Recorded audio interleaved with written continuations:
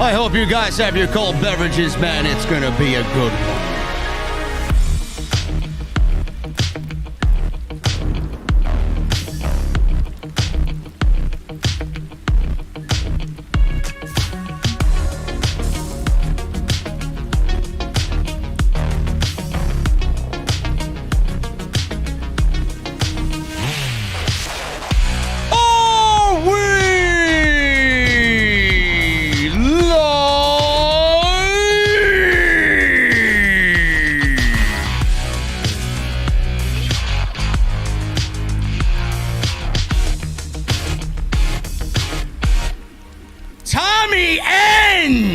Is now All Elite. We are live, man.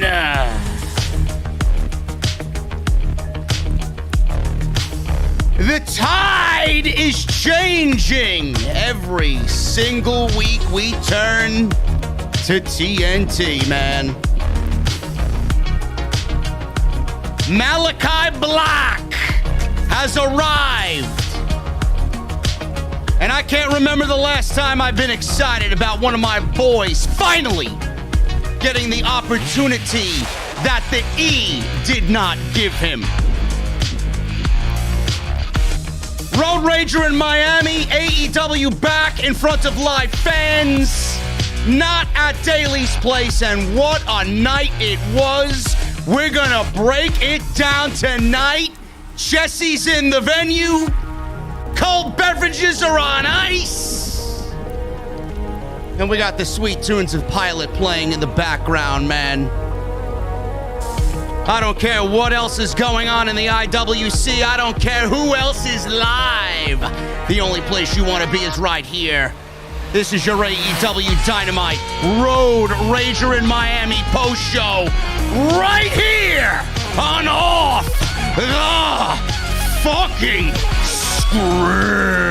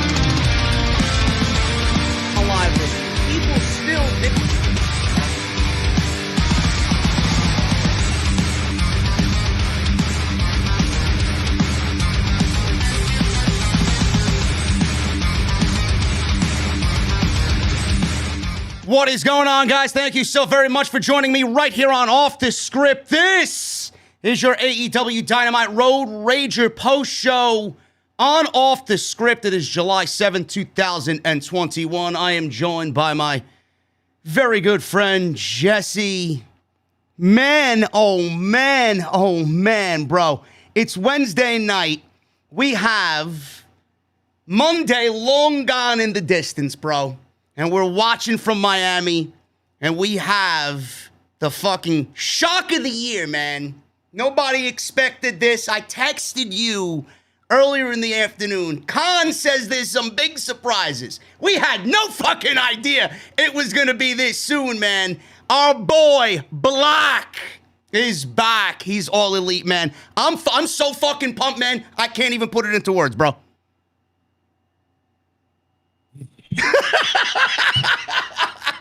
This guy's speechless over here. Hey, he knows, man. He knows.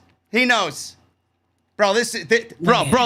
Listen, I told you, man. The tide is changing, man. The tide is changing. Dude, Wrestling is back on TV now. What, you don't miss Mondays? You don't miss Mondays? There's no wrestling on Mondays, man. Oh man. I saw a Once in a Blue Moon show yesterday. And then Roman has some little things he does on Friday, but other than that, we don't see wrestling anymore. No. We got wrestling tonight, man. Yeah, we did. We got a damn good fucking show tonight. Good stuff. Man, God. It's listen, man. We're gonna start with the Malakai Black discussion at the top, because I know that's why a lot of people are tuning in. You probably, if you didn't watch the show, it's in the title of the video. Tommy End, Aleister Black, as you know him in WWE, his old name, the place that did not give him a fucking opportunity, the place that wasted him for 4 years, that did not give him creative freedom. He looks like the type of guy that's just ready to prove everybody wrong and shove it up their fucking pee hole, which I can't wait for him to do. Malakai Black. Everybody was talking about Malakai Black earlier in the afternoon. I was on YouTube on my second channel streaming some COD, streaming some Call of Duty. I didn't watch it. People were telling me about it. It was all over his Instagram, Jesse, and we seen this 4-5-minute video from Tommy End on his Instagram page that actually starred Josiah Williams, who helped do a lot of the musical projects in NXT. He was, I believe, a part of a couple of NXT TakeOver entrances as well. He was beloved in the NXT family. They let him go. He was one of the doctor's assistants in this vignette that Tommy End put on his Instagram page. And there were a lot of WWE references in there, being caged and pretty much being driven crazy for 5 years. And the kicker of it all, the cherry on top of the cake, was the devil made me do it. Vince McMahon drove him crazy to a point where he legitimately killed the doctor in this, or both of these guys in the vignette, walked away smiling, whistling, and singing to himself, the devil made me do it. And he was just walking down a dark hallway. This is the type of shit that I wanted to see. And Jesse, it looks like he's taking right after, or picking up right after, I should say, where the Dark Father stuff left off. But I think we're going to see a little bit more of a darker Aleister or Tommy End here in AEW. This was fucking unbelievable, this vignette. And then the lights going out in the Cody Rhodes QT Marshall match. Nobody knew what was going on. And then it happened again when Shivani was in the ring with Cody and Arn Anderson. And all of a sudden, bro, I don't really get shocked at all in pro wrestling, because I think you and I and everybody have seen it all. When he was legitimately standing there looking like fucking Undertaker out of 1991 with the one fucking eye that he's still selling from the Seth Rollins injury, I had a shocked face on. I had a fucking, oh my God, what the fuck's going on, man? This was one of the best moments of the entire year. I am so fucking happy for this guy. I am elated. There's a smile on my face. My heart is happy for him. Dude, he was one of the most biggest fucking prospects that WWE had and dropped the ball with. Tony Khan is going to fucking show everybody what this guy's made of. This guy's going to go out there and give us dream match after dream match after dream match, and I couldn't be more excited. I still don't know what to say, man. I'm telling you. This is crazy. A lot of people, I want to kill everybody off right now. This is not WWE trash. This is not WWE waste that AEW is picking up. This is a company that is out for blood.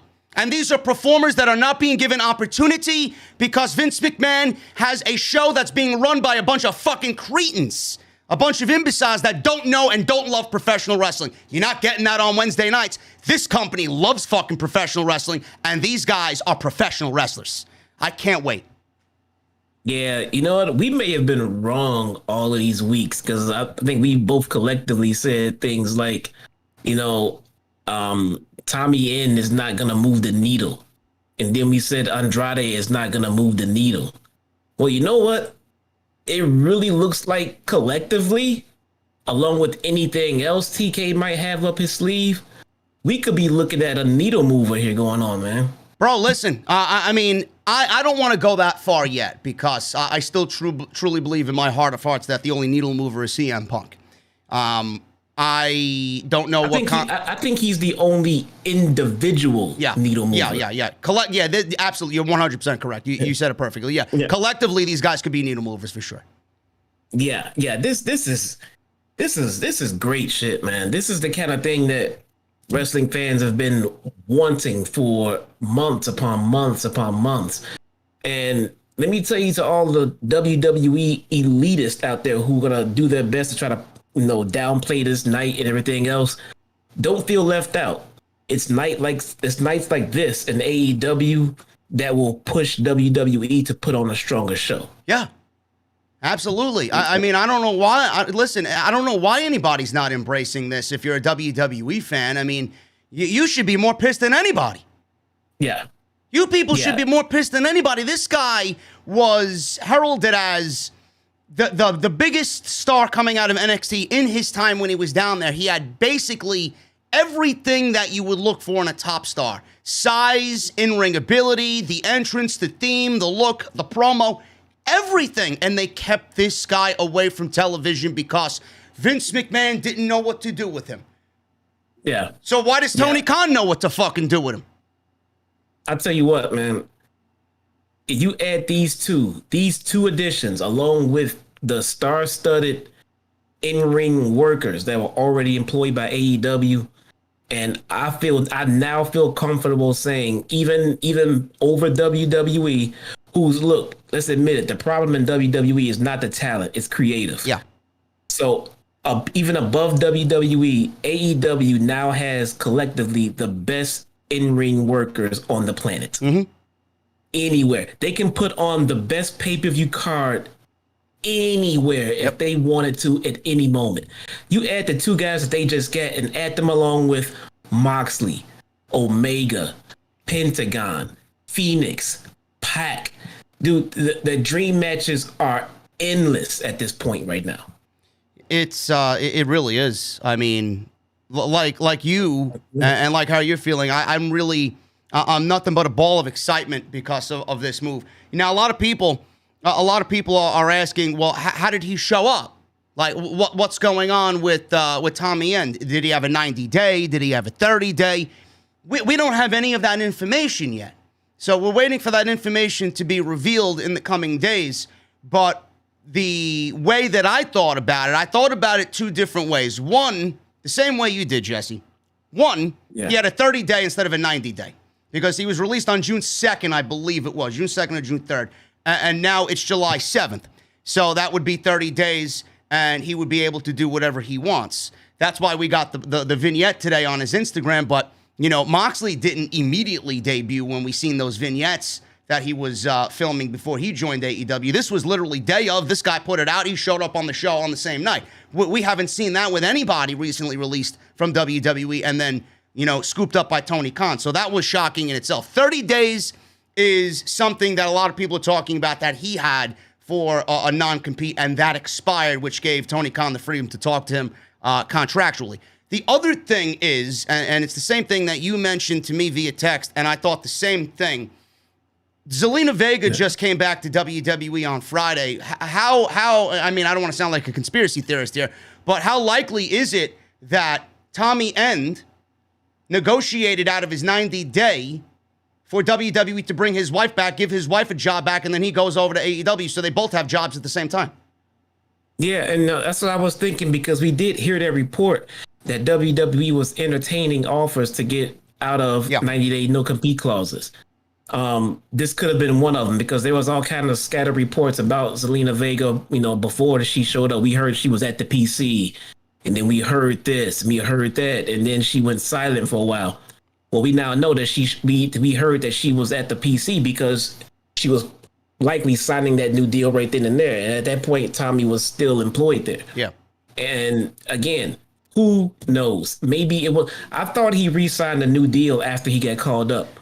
And but if he didn't, then you're right. He could have been on his NXT 30-day no compete. Yep. But if he did, then it's quite possible that they negotiate. Like we said, we heard rumors they were hearing negotiations for getting out of no compete clauses. This could have been one of them. Yeah, I don't know how likely it was that he did negotiate a new deal when he got called up to the main roster, because the rumor was that WWE was renegotiating all the NXT talent that they pulled when he got called up, along with Ricochet and everybody else around that time. I don't know how likely it was that he did renegotiate a new deal, and if he did, it could have been for a longer extension, For example, if he did 3 years, maybe they gave him another 2 years on top of the 3 years, and they gave him a 90-day to go with that, because I know the NXT for sure, the NXT non-competes are 30 days. He may very well have been operating under his NXT deal and never did sign a new deal with the WWE.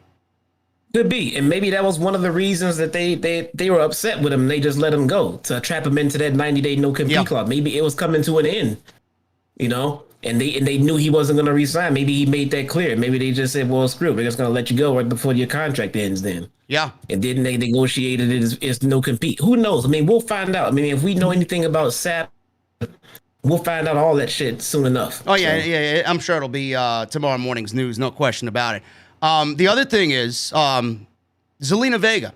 A lot of people are now, even more so saying Vega's a sellout and whatever else you want to go about calling her. I said my piece on Zelena Vega. I don't really care what happens with her. She's pretty much sealed her own fate. Does this now affect her standing in WWE? Being that I'm sure WWE knew that Black was headed to AEW anyway, but does this give WWE any more reason to Lana Zelena Vega now?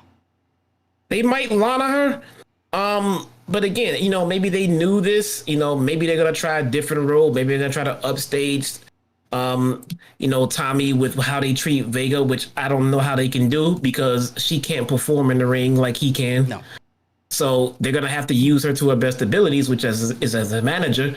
If they try to put her in matches and in the ring and things like that, it just won't work out. So I don't know if they screwed this couple on this deal or what. I mean, it still looks like that they signed her and promised her the world, and then when they got her on a dotted line, terminated her husband. Then made her come in and smile about it. Who knows? I know she's trolling everybody by going online and saying that they're building a house now because they have all this money coming in.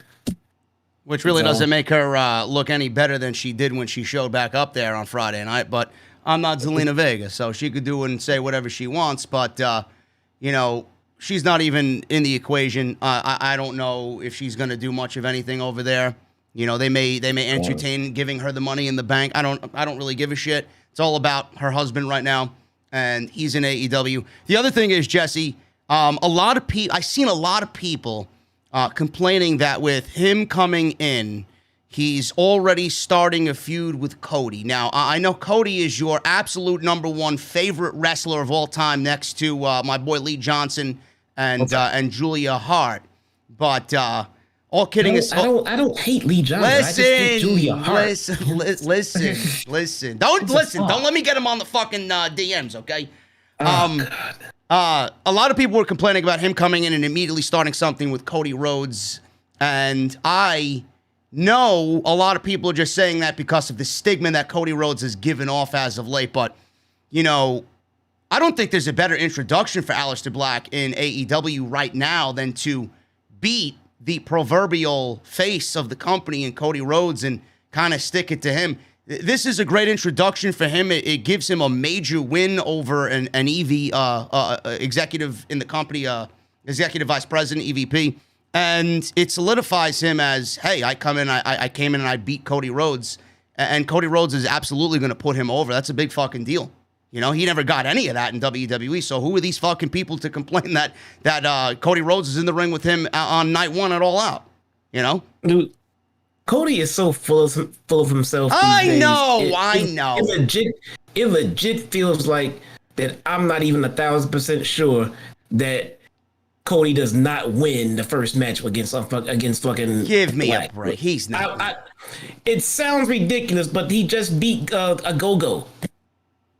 Yeah, but a Go-Go is not Black, though, bro. And where is he? A Go-Go's hurt. He's injured. Losing to fucking Cody. Maybe he's got hurt feelings. I don't know. Listen, Black is not losing against Cody. He's butter, and I love how all of the major stars in WWE are watching and live tweeting AEW. Of course they are. Did you see that shit? And we're talking about fucking Vega getting buried. Anybody mentioning Charlotte here? I mean, Charlotte every fucking week has got something with Andrade online, whether it's a picture on the beach, whether it's on a cruise ship or training in the ring. I don't think she gives a shit. And it really, honestly, I say that, Jesse, and it's showing in her work on TV. She doesn't give a shit anymore. She doesn't. But how much longer are they gonna push her to the top, especially when they get Miss Fiery Redhead coming back very soon? Well, who do you think's taking the title off of the Android? yeah, no shit. Well, yeah, No shit. I mean, Black and Cody, I think is that's a major match for All Out in Chicago, man. I mean, who else would you have him feud with coming in on night one? There really isn't anybody that I could really think, unless you want to go and put him against Lance Archer, or you put him against the Miro or Darby maybe at All Out. But Cody's the top of the fucking mountain. No, he's not. We just said yes, he is. In name value for this guy. In name value, I'm talking about. Man, I could put him in the ring with anybody and make it a bigger day. I mean, Cody is Cody. Great. He's the face of the company, I guess. Yeah, but listen, you say that. You say that. You sound like all these fucking geeks online. You say that, and watch Cody take the microphone and fucking sell this match to be the most must-see match on that card. It still feels self-serving to me with him, man. It feels. I'm sorry. It feels so self-serving. Yeah, it is kind of gatekeeper-esque. Yes, it is. I mean, put it like this: even if it's his goal to completely put him over, it just feels like Cody had to put himself in the forefront. Well, let me put him over first. Well, listen. What else does Cody do? What else would Cody be doing at All Out? Sitting in Gorilla. His wife already gave birth. That had nothing to do with his wife. I'm just saying, sitting in Gorilla. He wasn't in anything active at the moment. Why does he have to insert himself into something right away? Well, now it's even more so that he's going to be on TV. His wife is home now. Yeah, not pregnant. Maybe she's on the road too. For me, his wife and the baby, has nothing to do with how they're booking Cody at this moment. Cody's gonna put himself in some high profile just because. No, I can't remember the last feud he was in to be in a feud and not make it a big fucking deal. Even tonight, he has to come out, put his opponent in the fucking ring with a jobber entrance, come out with his big grandstanding entrance to be the first one to be introduced to the live shows when QT was the first one out. What did I start? See, I mentioned Cody Rhodes, and this guy's going into fucking 1,001 reasons why he hates Cody Rhodes. It's just turn heel, man. Just turn heel. That's it. But he's becoming Roman Reigns to me. The match at All Out is going to be Cody versus Black, and it's going to be a damn good fucking match. And the crowd obviously knew who Black was when he showed up. It wasn't lukewarm like Andrade in Jacksonville. Everybody knew who this guy was. This is a big fucking deal. He never got any of that stuff in WWE. He never got anybody. I don't think that the biggest guy he got in WWE was who? Cesaro? Maybe he was underused in WWE. He never got an opportunity. I love how you and everyone in the chat are calling me crazy for thinking Kobe's just over the top. But guess what? I was right about Brit Baker. You were right about Brit Baker? Yeah, when I called her terrible when she was terrible, she was fucking terrible. Of course I was. I was right there with you. Then she came off as terrible to everybody. Did she not? I was right there with you. You were right. Now I'm saying Cody's fucking terrible. Everybody's jumping on me the same way they did when I was telling everybody that Brit was bad. I'm telling you, man, Cody is just full of himself right now, especially when it comes to his booking. We'll get to Cody in a little bit, but Black with the debut tonight. What type of vibes did he give off to you? When I looked at him, this is not going to be some cheesy, fucking lame WWE fireballs and hypnosis type shit. I mean, this is a dark character. We've seen dark characters portrayed before in WWE. I'm not saying that he's going to be the next Undertaker or anything, because nobody's ever going to amount to that ever, as long as we are both alive. But he did give off with the pale white look that he had going for himself tonight, and he did have some Undertaker-esque, nuances to him in NXT, and then obviously Vince took that away from him because he can't have a bigger entrance than the top guys. But he did have a little bit of the early dead man look in him tonight, and that has to be a little bit of where his influence is coming from here. Obviously mixed with his own creative freedom. Now he's going to take this thing and do whatever the fuck he wants with it. And that's what's exciting. It feels like he does he's going to get his creative freedom. So we're going to get what if I feel like is going to be the vision that he had for the gimmick in WWE before they dropped the ball on it. It feels like he's going to be in 4 to 5 star matches, every other month. That's another thing too. Can Cody even go with Tommy in right now? I mean, I know Cody can go, don't get me wrong, but he was beat up the last time he hurt. He was having a consistent knee issue the last time he hurt. And can he go 20, 30 minutes with Tommy in? I don't know. But Cody doesn't need to go 30 minutes. I was gonna say at the same time, they don't need to blow him out of the water right now with a Tommy in match. It's fine. Oh, I'm sorry. Malakai. Yeah, Malakai. They don't need to blow him out of the water yet. They just need to get his feet wet and get him in the ring. Cody is more of a storyteller in the ring. He's more of a storyteller and a little bit less of a wrestler. Not to say that he can't wrestle, but his forte is telling big stories in the ring. So, and Black can do both. So it'll be a good match. I'm not saying it's going to be a bad match. It'll be a fantastic match. I'm just tired of Cody. That's all. I know you're tired of Cody like you're tired of Raw. Oh, no, maybe not. Maybe not that bad, but yeah. I think I don't want to see Cody go away. All I want to do is see Cody turn heel. That's it. Well, regardless of dislike or like for Cody Rhodes, Malakai Black, Tommy, and Aleister Black, he's in the company, and this is going to be a very good summer for AEW. Miami was hot. Tonight was a great show. That was the biggest thing that happened on the show tonight. One of the biggest things in AEW. One has to wonder what Tony Khan has left in the bag as far as surprises go, because he was on Busted Open today and said that there will be many surprises that he's actually held off on that did not get used because we were in the middle of the COVID-19 pandemic. So one has to wonder how many DLC characters, or if you want to use video game terminology here, how many fucking secret characters he's got just waiting to unlock here in AEW. One has to wonder if Punk is always going to be part of the discussion. I don't give a shit where he is or what he says his stance is on pro wrestling. Punk, especially with AEW being in Chicago for All Out, he's always going to be in discussion.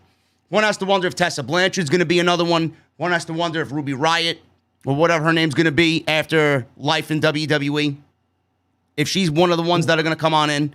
There's a lot out there. And we still got Kenny Omega with the Impact Championship. Who's to say we don't see Sami Callihan or any of those guys come on over to AEW? There's a lot going on. And like I told you before, and everybody in the beginning of the stream, the tide is changing. Monday Night Raw drew a 1.47 on Monday for their Raw show. It should have been lower with how fucking awful that show was. And a lot of people are saying, oh, well, it's the 4th of July holiday, as if the 4th of July holiday didn't happen fucking last year and the year before that and the year before that and the year before that. It's the year-over-year audience that these fucking elitists refuse to look at. This is the lowest rating in the history of Monday Night Raw, and deservedly so. But why is the rating so low? I mean, it's not that difficult to figure out. Yeah, they act like the ratings have been through the roof the last few weeks, and now it's down just because it was the 4th. I mean, it was Monday night. People were getting ready to go to work on Tuesday. There was no more fucking holiday. Yeah. But the tide is changing. You don't think WWE's keeping a mindful eye as their ratings get lower and AEW is hovering around 900,000 to 1 million viewers on Wednesday night? Yeah. Yeah, and that's another thing, too. If you look at the debuts that we got tonight, it looks like Tony strategically placed those debuts so that they could impact tonight's rating. He's shooting for the sky right now. Of course he is. Good for him. Put him at the end. Put him in the middle of the show so people can go on Twitter, see everything trending, hear the word spreading, and everybody turn to TNT. Mm-hmm. Good for him. He knows what he's doing. Very, very smart. Guys, it's going to be a big night, man. We got 2,100 plus here on the live stream tonight. Thank you so very much, man. This is the biggest audience we've had for AEW. We usually hover around 1,400 on a typical Wednesday, but this is like Sting, winter is coming levels, man. So Black is doing his job right away on night one, especially for the podcast. But thank you guys so very much for choosing us as your destination tonight on YouTube. Hit that subscribe button down below. Turn on the bell for notifications if you guys want AEW every single week.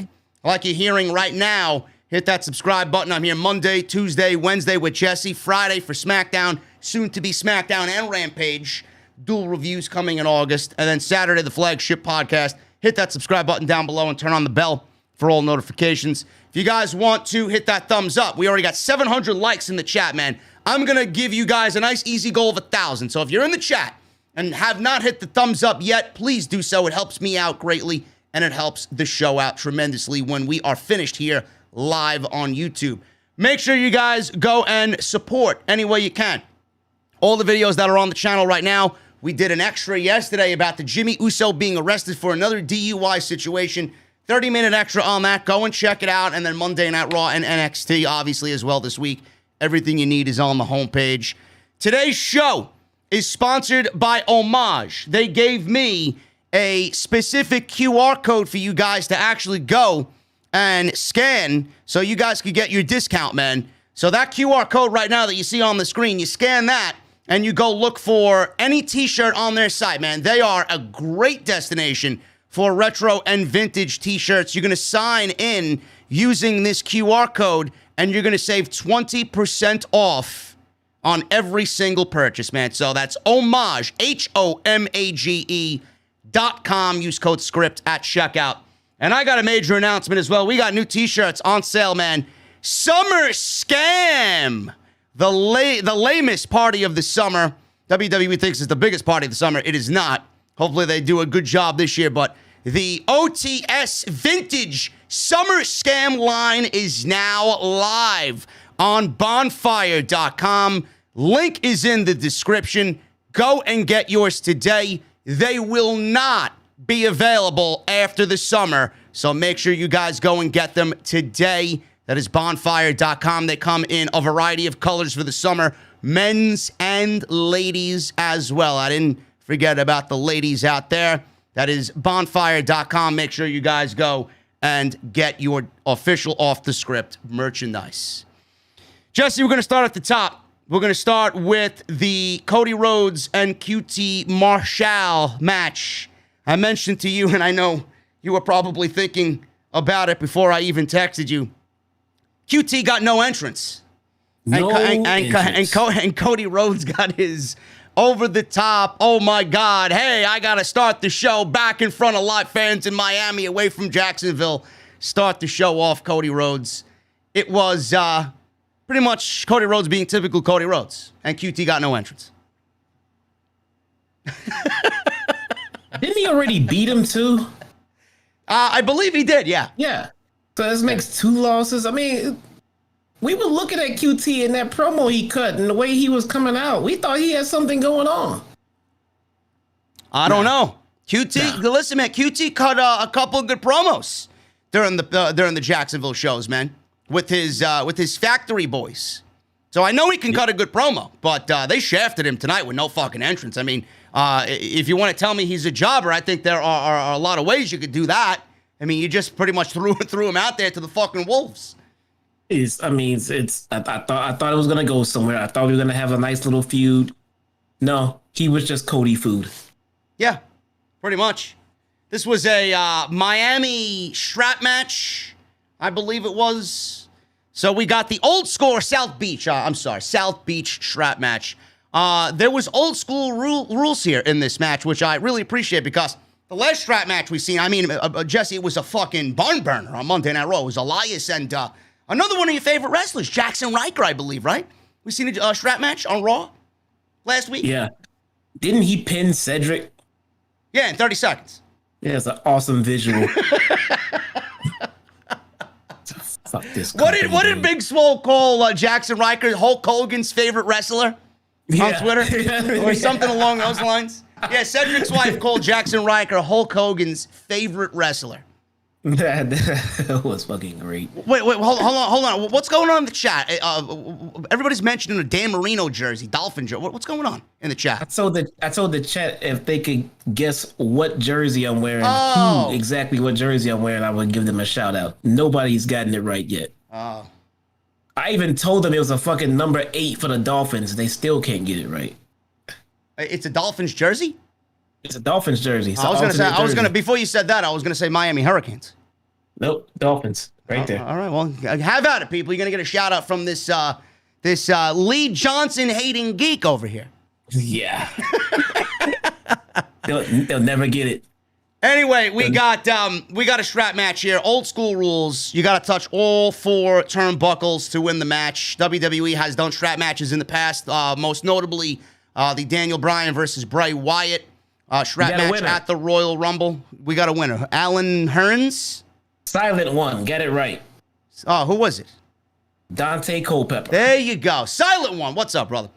There we go. Silent one. Shout out to Silent one right about now. So I'm sorry, sir. Go ahead, we got the strap match between Daniel Bryan and Bray Wyatt, which was a great strap match, and it was a very physical one, but they didn't have old school rules. It was just used as a weapon, and that one was via pinfall or submission. I like the old school rules. There's a certain charm to the strap match where you got to touch all 4 turnbuckle pads to win the match. So what'd you think of the old school rules? I'm not surprised that AEW brought it back into effect.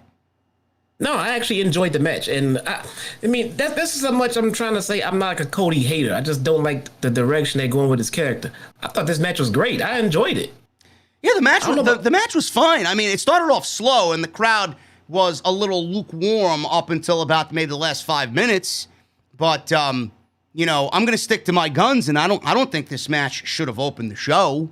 I don't think this is the type of match that you start off a Dynamite with on the road back in front of live fans away from Jacksonville. I thought they could have done a lot better. They could have. I mean, but again, that for me, it just came off as another sign of Cody putting himself over. You know, he wanted to be the first entrance that everybody saw on the show when the live crowds came back. I mean, that's fine. I mean, if he's labeled himself as the face of the company, but yeah, for me, the match didn't need to be. Maybe one thing, you know what? I would feel less upset about all this if Cody was just coming out to greet the fans and his match wasn't even happening tonight. I just wanted to be the first one out to say this, to say that, because he's known for coming out and cutting promos when the lights go off and everything else. So that would have been fine. But like you said, this match didn't need to go on first. It was a lot to follow. Yeah. The match was fine, like I said, and we got a interference here, which is no DQ. No DQ here. Aaron Solo was out there on the apron. He attacked Cody. No DQ, like I said. Dustin Rhodes ran out, and he sent Solo into the front row. Jesse, certain people were sitting front row. We had Amanda Nunes sitting front row. She was on camera a couple of times tonight and mentioned by name several times by the commentary team. And what was the exact quote that you texted me a couple of times tonight in regards to Amanda Nunes being there? We at AEW would like to say we are happy to welcome Amanda Nunes to our show because fuck Ronda Rousey. And they were not shy about mentioning she's the greatest female champion in UFC history. They were not shy about that at all. In UFC to ever come over to a wrestling show ever in the history of ever.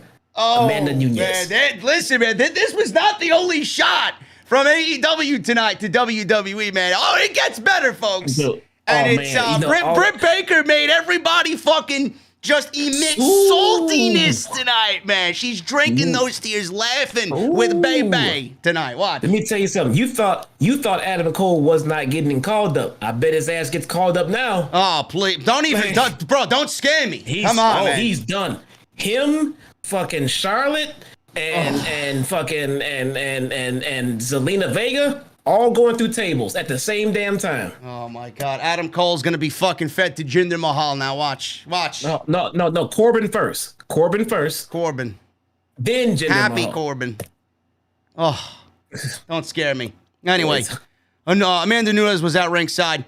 Cody whipped Marshall repeatedly with the strap. One of the downfalls in this match to me was, I remember so vividly, Jesse. Remember when MJF whipped Cody those 10 times with the strap? I think it was a belt strap, whatever it was. That resonated with me still. That was one of the greatest all-time segments in AEW's short history. But their whippings of each other with the strap, it did not resonate with me tonight, man. I felt like it was a little weak on the strap pop tonight. I mean, the other feud had some heat going into it. Yeah. This is just Cody feeding. Yeah. That's all it was. You ever sit and watch somebody eat when you're hungry? It's not really entertaining. Yeah. But I know. Cody was feeding, man. But Marshall used the strap to hit Cody. He whipped him. He choked him with it. Both men touched right at the top, maybe within the first couple of sequences here. Both men touched 3 turnbuckles consecutively. And then was obvious fight for the 4th, which resulted in a German suplex from Marshall to reset the count. So if you do it consecutively and then there's a little break in the turnbuckle touching, whether you are about to go touch it, you can't do anything else. You got to go for it. So you can't punch somebody, you can't wait and stall there, otherwise the referee's going to reset the count. That's the rules of these old school strap matches. Marshall went to beat down Cody on the floor. Cody pulled Marshall into the ring post with the strap. Marshall got busted open after this. So somebody else in a Cody match was busted open and not Cody Rhodes. Amazing. Yeah, I was shocked by that. Yeah. I text you that I'm surprised Cody hadn't gotten color yet. I'm not even kidding. That was before QT got color. I didn't even see QT get color yet. Yeah. Yeah, so that was shocking to me, too. Cody did not bleed in this match at all. It was actually Marshall instead. So with him bleeding, Cody touched the 3 turnbuckles consecutively. They were back in the ring. And then all of a sudden, the lights go out for about 30 seconds. Nobody knows what's going on. So I'm like, oh, boy, what's going on? Who's coming out? Nobody showed up. So the announcers played it off as like, oh, Miami, hurricanes and power outages and whatever else they were talking about. So Marshall used this distraction to beat Cody down and stop whatever Cody was doing as far as touching the turnbuckles. They fought on the top rope. Cody choked Marshall out, went for a top rope Frankensteiner. Marshall countered into a beautiful sit-out powerbomb. Cody stopped Marshall from touching all 4 turnbuckles when he got the opportunity, so Marshall hit a diamond cutter. Marshall touched 3 turnbuckles. Cody forced an interruption and was then met with a lashing from QT. Cody then fired up. He demanded Marshall to continue to hit him with the strap, and he made his comeback, running wild on Marshall. So he hit he hit Marshall rather with the Cody cutter in the center of the ring. On call for the match to be over, Cody then instead of ending it, hit 3 finishing moves. He hit Crossroads 1, 2, 3 times, and that was it. And Cody touched all 4 turnbuckles for the win in the first match to open Dynamite in Miami. Good match. The crowd was into it at the end. They got started a little bit slow. I'm not sure if the crowd really showed that they cared at all, but by the end of it, I think they won the crowd over, and it was a decent open to what was a great show. Simple. It was. It was. I mean, I still wouldn't have placed it there. No. But it was good. No, I wouldn't have started this match to start the show, but that's just me, and they did, and Cody gets the win. We got another segment with Kenny Omega and interviewed by Tony Schiavone. Jesse, it is now, without a shadow of a doubt, a rib on Tony Schiavone that everybody that's in the ring with him, interviewed by Schiavone, takes the microphone away from him before the interview actually starts. He's almost like a ring announcer, and then they take the microphone and then they kind of shoo him away. Every single time. Yeah, I didn't even notice that. Probably, yeah. You didn't notice that? No, I didn't notice that week over week, no. Okay. I want you to pay attention to that every time he's in the ring. It's like a running gag now. So that's what they do there. Anyway, Omega's in the ring with Callis. Omega is dressed like, I don't know what he was. It looks like he had zebra print on his pants this week, and he still had the old school Triple H beard. And I like the look. Don't get me wrong. I like the look for Omega. I think he wears it well. I don't know where it came from. I mean, did they say anything about these beards on being the Elite? Yeah, they're heels now. Oh, so that's why they got the heels. Oh, the beards. That was literally the explanation. So they got these beards because they're heels. They're heels, and it pisses everybody off. Okay, yeah. Well, there you go. It's so good. There you go. So he is in the ring with Callis, and Callis insults and dismisses Schiavone. Callis said it's time for a history lesson. Fans were chanting at Callis, "You got fired," from Impact Wrestling. That's where the chant came from. You got fired. So Impact fired him. Callis said, and I quote, "Real men don't quit, they get fired." LOL. I thought that was a great line. So Callis talked about Omega's big wins, including wins over Rey Fenix and John Moxley and Jungle Boy and Pentagon and all these other guys. He said they've won so many titles around the world that they had to get an entourage just to transport the belts. So the fans are in the presence of greatness. He said there's no one left for him to beat. He said that presents a great problem going into Fight for the Fallen. And he said it's desperate. It's a desperate situation for AEW. So the crowd chanted, "We want Hangman, we want Hangman." And the crowd was loud in Miami about wanting Hangman. It's only going to get louder as we go into All Out. Callis said that he'd tell them what they want. Then the Dark Order walked out, led by Evil Uno. So Evil Uno was the only one that made his way to the ring while the rest of the Dark Order stood on the stage. Uno said he spent the last few minutes listening to Omega and his weird uncle, a.k.a. Don Callis. He entered the ring. He asked why Omega is ignoring the crowd's call for Hangman, the number one ranked wrestler in all of AEW. Why are you so afraid of my friend, Kenny? Omega says, "Listen, I got a lot of questions." So then the fans chanted cowboy shit. Omega told Uno that he seems like a smarter person than he is a good wrestler. He asked what happens to be the capital of Thailand. Do you know what the capital of Thailand is? And as Uno began to answer this question, I don't know whether Drew McIntyre would take a liking to this because now Kenny Omega's stealing his gimmick about history lessons. We don't need any more history lessons on pro wrestling. Leave that to fucking McIntyre. But he asked, what is the capital of Thailand? And before Uno answered, Omega kicked him in the balls and said, "It's Bangkok, baby." I thought this was great. The rest of the Dark Order then charged to the ring for the save. Carl Anderson, Luke Gallows, and Michael Nakazawa entered the ring. They cleared the ring of the Dark Order. Omega stood and Page came out. Huge pop. And Anderson distracted Page on the apron. Omega bailed.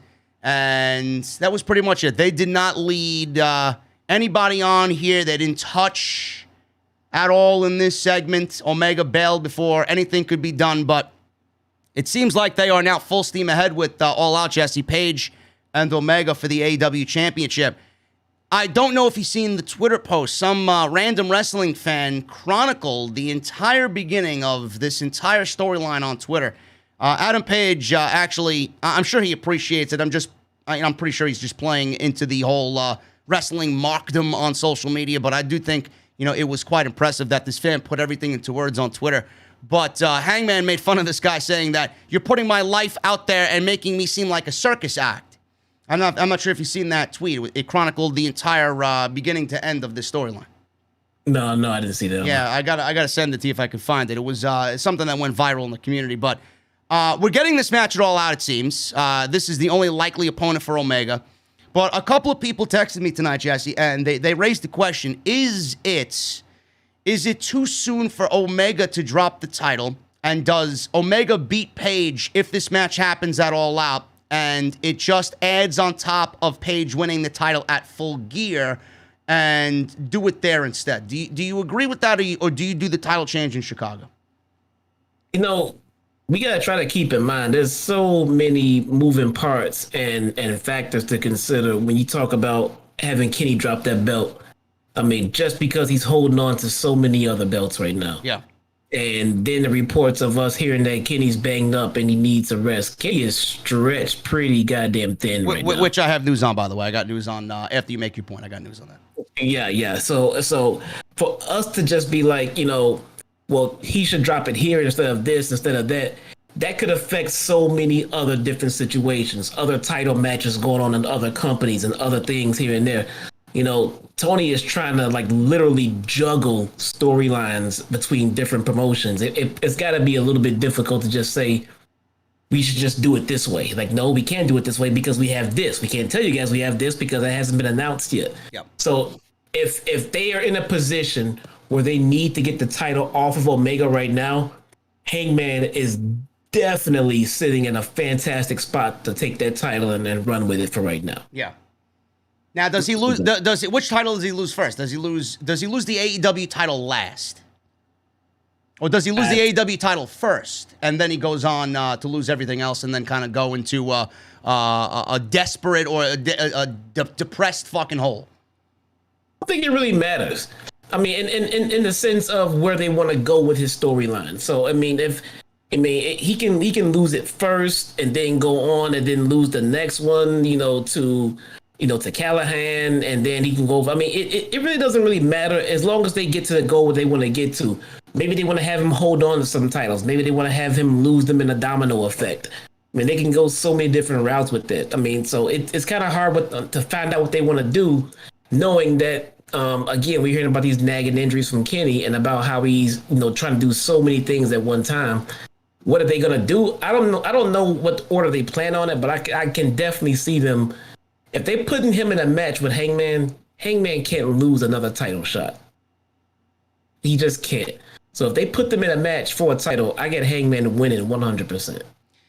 Either way you go about it, I mean, it's not a bad decision either way. If he loses to Omega, I feel it makes his run a little bit more desirable by the fans. I know Chicago's going to be a hot crowd and they're going to want to see the title change then, but I do think that if they do the title change in Chicago, what really is left for Omega as far as him being the belt collector? I feel like we haven't really gotten started until tonight because we're back to normal and they're on the road. But if Omega drops the title to Page, I mean, with Black coming in and Andrade being there and a potential Miro, he's got no shortage of fucking heels to work with. So, I mean, if you want to drop the title to a babyface, I mean, they're still sitting pretty with Page as champion, and they have a whole sea of opponents to line up against him. Yeah, I mean, clearly, if you look at what they have coming up for us, there are other options. They could have him drop the belt to Hangman, and apparently they can put him in a match with Moxley for the goddamn IWGP US title. Yeah. I have no idea how in the hell that Carl Anderson is going to represent New Japan Pro Wrestling on AEW television. That was a weird one to me. I don't know. But whatever. I mean, but now that we see that precedent set, who's to say that the Kenny doesn't lose his title to Hangman, wind down, reset, come around, and end up back in the feud with Moxley? Yeah. Who knows? I mean, but there's so many different things they can do with Kenny right now. He can't. Kenny is pretty much reached untouchable levels. Yeah. He can lose every last goddamn belt he has in the next month and still be on top of whatever he does. So you can't bury him. You can't do anything to him to hurt his character. Kenny's fine. It's just a matter of what you want to do with him at this current moment. That's all. Yeah. It's going to be a very interesting situation to watch going into All Out. Regardless of that, it is still exciting. And I don't want to forget about MJF. I know a lot of people were mentioning, some people in the chat, MJF is still my number one to take the belt off of Hangman. But as far as Omega is concerned, Meltzer put it out there that he was hurt. And I got news on that. And Omega apparently, Jesse, has received stem cell treatment for his nagging injuries. And Meltzer actually reported not too long ago that Omega was feeling a lot better by the time he stepped in the ring with Jungle Boy on Dynamite. He was suffering through these injuries up until this match. He received the stem cell treatment, and it did him a world of difference. Omega was feeling a lot better, and he was told, Meltzer, that if you watch the match, Omega was moving a lot better than he did previously. The biggest issue was an athletic hernia, and stem cell treatment and PRP therapy helped him a lot. He said it wasn't night and day, but he felt a world of difference. So, as long as he's taking care of it, I don't know how many more treatments he would opt to go for to keep this run going. But if he feels good, who's anybody to say that he should take a break and some time away? If he's good, keep it up. Maybe he wants to keep it rolling. Maybe he wants to sit and let everything heal, then come back on a better run. I mean, who knows? Now is not the time to take a break for him, but put them back on the road, though. No, and I will say that. No, now was not the time. They gotta. I mean, if he's able to do it, they gotta keep rolling for the time being. They gotta keep pushing him. If he's just too banged up, I get it. Take a seat. The company is in good hands for a couple of months without Kenny. Yeah. They'll be quite all right. Moxley's about ready to come back. I mean, they'll be quite all right without Kenny for a couple of months if he needs a break. So it's not like the company is hanging on with his decision, because if he leaves, they're screwed. They'll be all right. AEW has this feud going on with Ethan Page and Darby Allin. I'm loving it.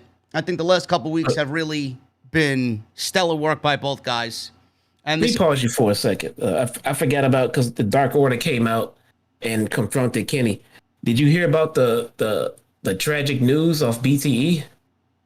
That they were kicked off BT. They got fucking kicked off. Why did they get kicked off? Because the Bucks are heels. Well, there you go. They got kicked out for being over. Go start your own fucking vlog. Where are they supposed to go? Go on Twitch. I don't know. Where are they gonna go? You mean Johnny Hungy doesn't have enough fucking charisma to have his own channel, bro, and fucking gain 100,000 followers overnight? It looks like they're gonna build towards Dark Order getting their own fucking vlog, dude. There you go. Possibly. That's great. You know what that means? Another revenue stream for AEW. Yeah. Can't fault Tony Khan for that. No, the Dark Order get their legs on the ground and get moving. They'll do better numbers than Sammy and BTE, man. There you go. Ethan Page and Darby Allin. This was supposed to be a casket match tonight, but I haven't seen it reported, but I'm sticking to my guns. The reason why we didn't get a casket match tonight in Miami was because of that building collapse that left over 100 people missing still, and over 20 people perished in this terrible building collapse. So I honestly think Tony Khan pulled a move and said, you know what, I don't think it would be a good PR move to have a fucking casket match in the same city where this incident took place. So they held it off for next week, which is night one of Fyter Fest. So I don't fault him for that. Instead tonight, Jesse, we got a great sit-down interview with Jim Ross, and Ross said he was disturbed that they both talked about ending each other's career. So Ethan Page said, it's not sad. Darby deserves it. So Ross asked then, what's in the past that would justify this kind of animosity from you to him? Darby then interjected, said Page can't stand that Page was in the business 12 years before he got where he got in 1 year, and that drives him nuts. Darby says he was homeless, living in his car with no walls of complacency. Said Ethan stayed in his hometown, had kids, and became complacent as a big fish in a little pond, a.k.a. Impact Wrestling. Darby says he can't stand it. Ethan said that's all true, but Darby skipped ahead in the line. He said he plucked him from obscurity and brought him up in pro wrestling. Those checks you cash, they come from me. And you learn from somebody like me with 12 years of experience. Ethan then said people told him his whole life he'd be a star and make money, and Darby is just a runt. Page said next week he's taking Darby out in the coffin match. Ross ended saying that he doesn't have a good feeling about this situation. And Ethan Page, closing in this interview, said, good, you shouldn't have a good feeling. I thought this was great. The genuine, not scripted demeanor of Jim Ross was perfect for this. He was just sitting there like he was, talking to these two guys at a bar, having a couple of drinks. Darby came off very serious and very legit. Ethan Page, I mentioned this last week on the podcast. I think he is getting a lot better in his AEW role. Clearly, he's shining more away from Scorpio Sky than he is with Scorpio. So I think we're on the right track to something with Page. And I think Page is a great promo. I thought this was a great segment. Page is looking better without Scorpio Sky. Yeah. Who called that one? Let me see. It was some other podcaster I was listening to. What's his name? I can't think of him. He's just not doing it, man. Now he's to the point where he's holding down someone else. Yeah. Just put him back in SCU. Yeah. I mean, they tried him as a baby face. They're trying him as a heel. Nothing's really working or is believable. But again, I love the guy, and I thought he was awesome in SCU. I mean, Jesus, man. Even Frankie is getting over as a single. I know. He's more over than Scorpio Sky is, and he's been doing this Elite Hunter thing for about 4 weeks now. Yeah, I'm loving it. But Ethan came off very angry and jealous at the same time, which was obviously a great look for this storyline because, he resents Darby for getting ahead of him in 1 year, and it took him all this time to finally get his big break in AEW on a national stage, on national TV, on TNT. Darby was an overnight sensation from day one, so I love the jealousy aspect of this, and I love the fact that Ethan Page is willing to do anything to bury fucking Darby Allin next week. I think it's a great story. Yeah, it's a great story, and it will easily be a great match. I mean, I don't think I remember ever seeing a bad match from Darby Allin. No. No, at best I've seen in mediocre. It was a good, but there's no bad matches from Darby Allin. He can have a 4-star match with a broomstick. Yeah. So this is gonna be a fantastic match. Darby's gonna fucking kill himself, dude. The Pinnacle. We're going on to the Pinnacle. Dax Harwood, Cash Wheeler, Wardlow with Tully Blanchard. Inner Circle, Santana, Ortiz, and Jake Hager with Conan. This was a 6-man tag team match, so more Pinnacle and Inner Circle drama here. All 6 of these guys came out like a house on fire, and it did not stop. You felt and saw the intensity tonight from all 6 of these guys, whether it was Santana and Ortiz in the ring with FTR, whether it was Hager and Wardlow. There was a lot of intensity here, so it was very quick, very action-packed for the 10 minutes that it was. So we got a commercial break. We're going to pick it up after the commercial break. A cutter, which allowed Santana to reach Ortiz for a tag. Inner Circle then worked together to take out Cash Wheeler. Wardlow ran in to break up a pinfall attempt. FTR did a nice double team sequence on Ortiz. They did some FTR double team, got a 2 count on him.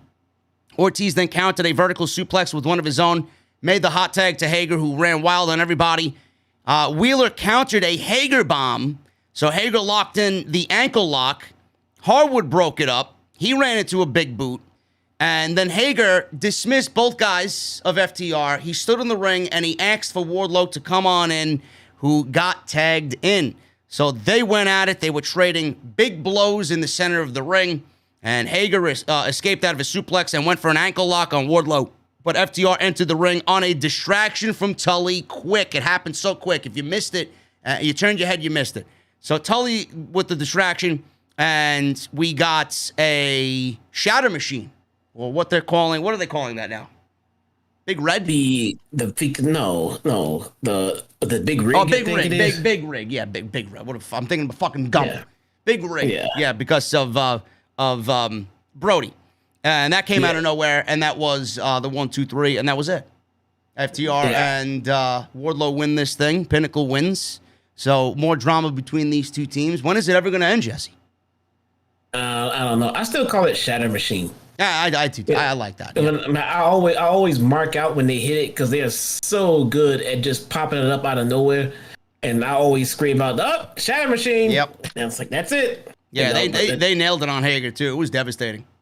Yeah, love it. So I don't know, it'll grow on me after a while. I'll get a change, but I'm glad to see FTR back in the ring.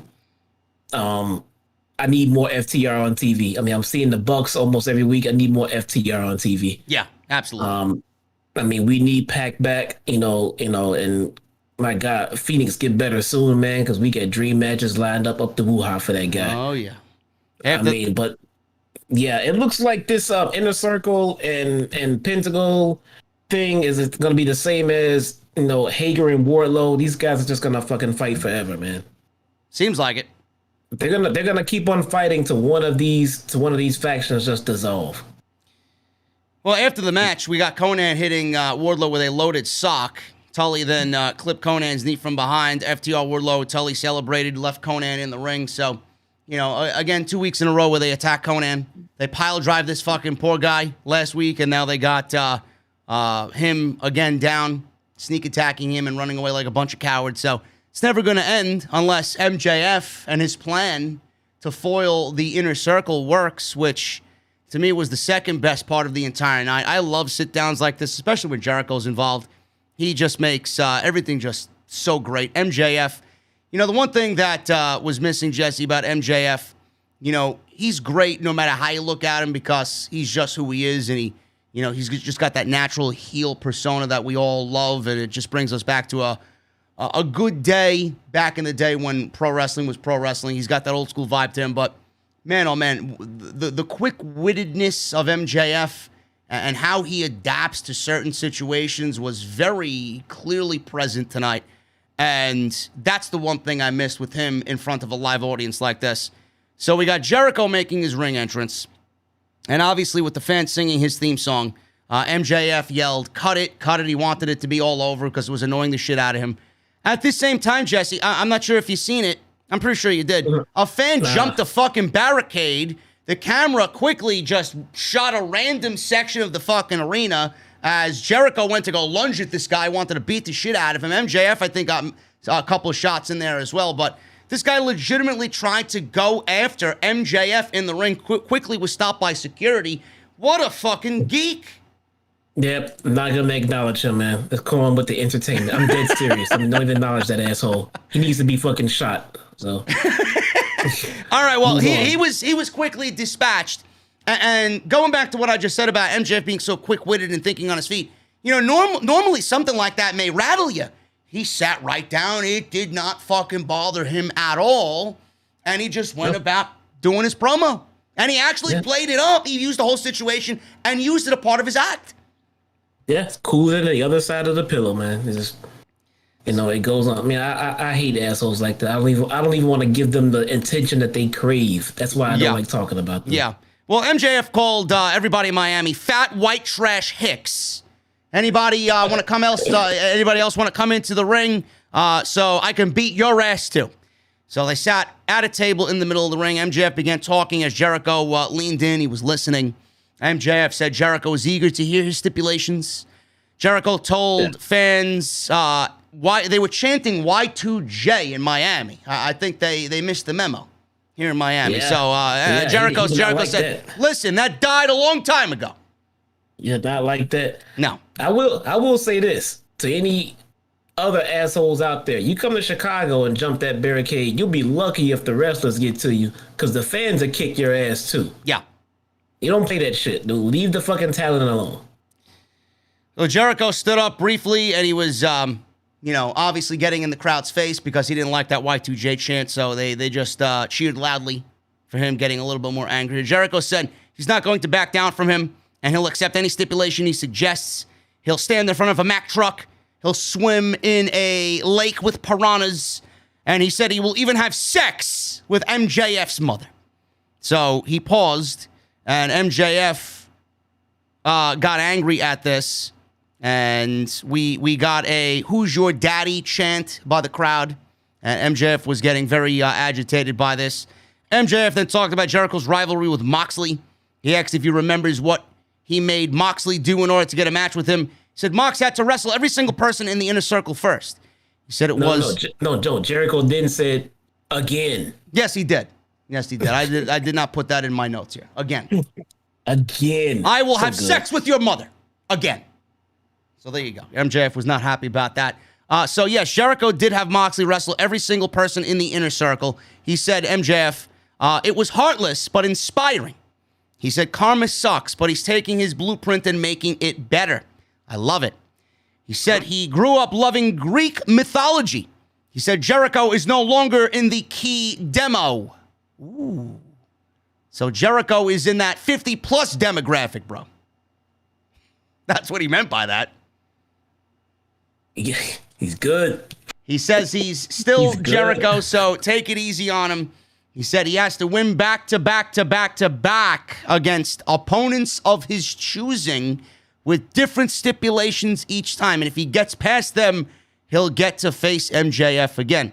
He said then he'll beat him for a third time, and he will get this through his thick skull that he is better than him. Jericho said if he can't beat all of his men, maybe he doesn't deserve to be in AEW anymore. He said he'll accept his labors because he is the God of thunder, the God of battle, and the God of war. He stood and he yelled that he's going to beat him and ruin his life, and that ain't no mythology. He signed the contract, threw it on MJF. MJF then told Jericho that, I don't come to a dumpster fire like Miami, or come from a dumpster fire like Miami. I come from Long Island, New York, and a deal isn't done where he comes from unless both parties shake hands. He told Jericho that he wanted him to shake his hand or the deal is off. Threw the microphone down in anger. Jericho shook his hand. MJF tried to leave. Jericho did not let go of MJF's hand, pulled him in, gave him the Judas effect, and Jim Ross ended with, be careful what you wish for. I think this is awesome, Jesse. It plays off exactly how evil Jericho was, and MJF is using that against Jericho, so he's using Jericho for inspiration and going to put Jericho through the same thing that he put Moxley through.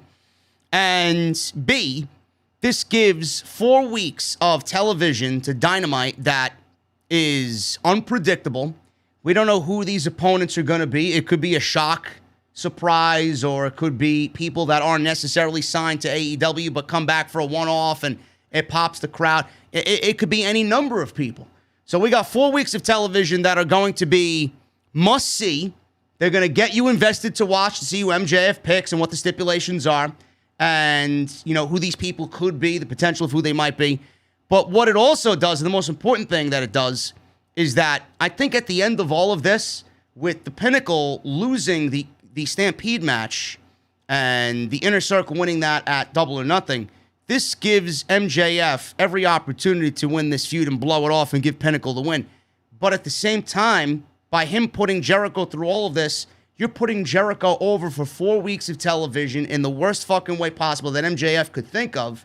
But when we get to the pay-per-view and Jericho battles the final boss in Maxwell, Jericho should have absolutely no problem in putting Maxwell over, and he's not going to look bad for doing so because he accumulated 4 wins previously. This is a brilliant fucking idea.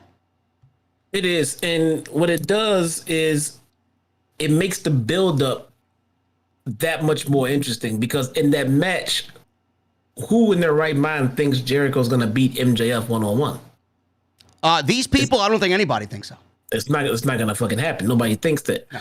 So, at the very least, since we have a predictable outcome for the match, we're going to have some interesting matches that are going to lead up to it at the very least. Not only that, that'll get more momentum behind Jericho. Not that he needs it, but it'll get more babyface momentum behind Jericho. And it gives that many more opportunities for MJF to be a dick all along the way.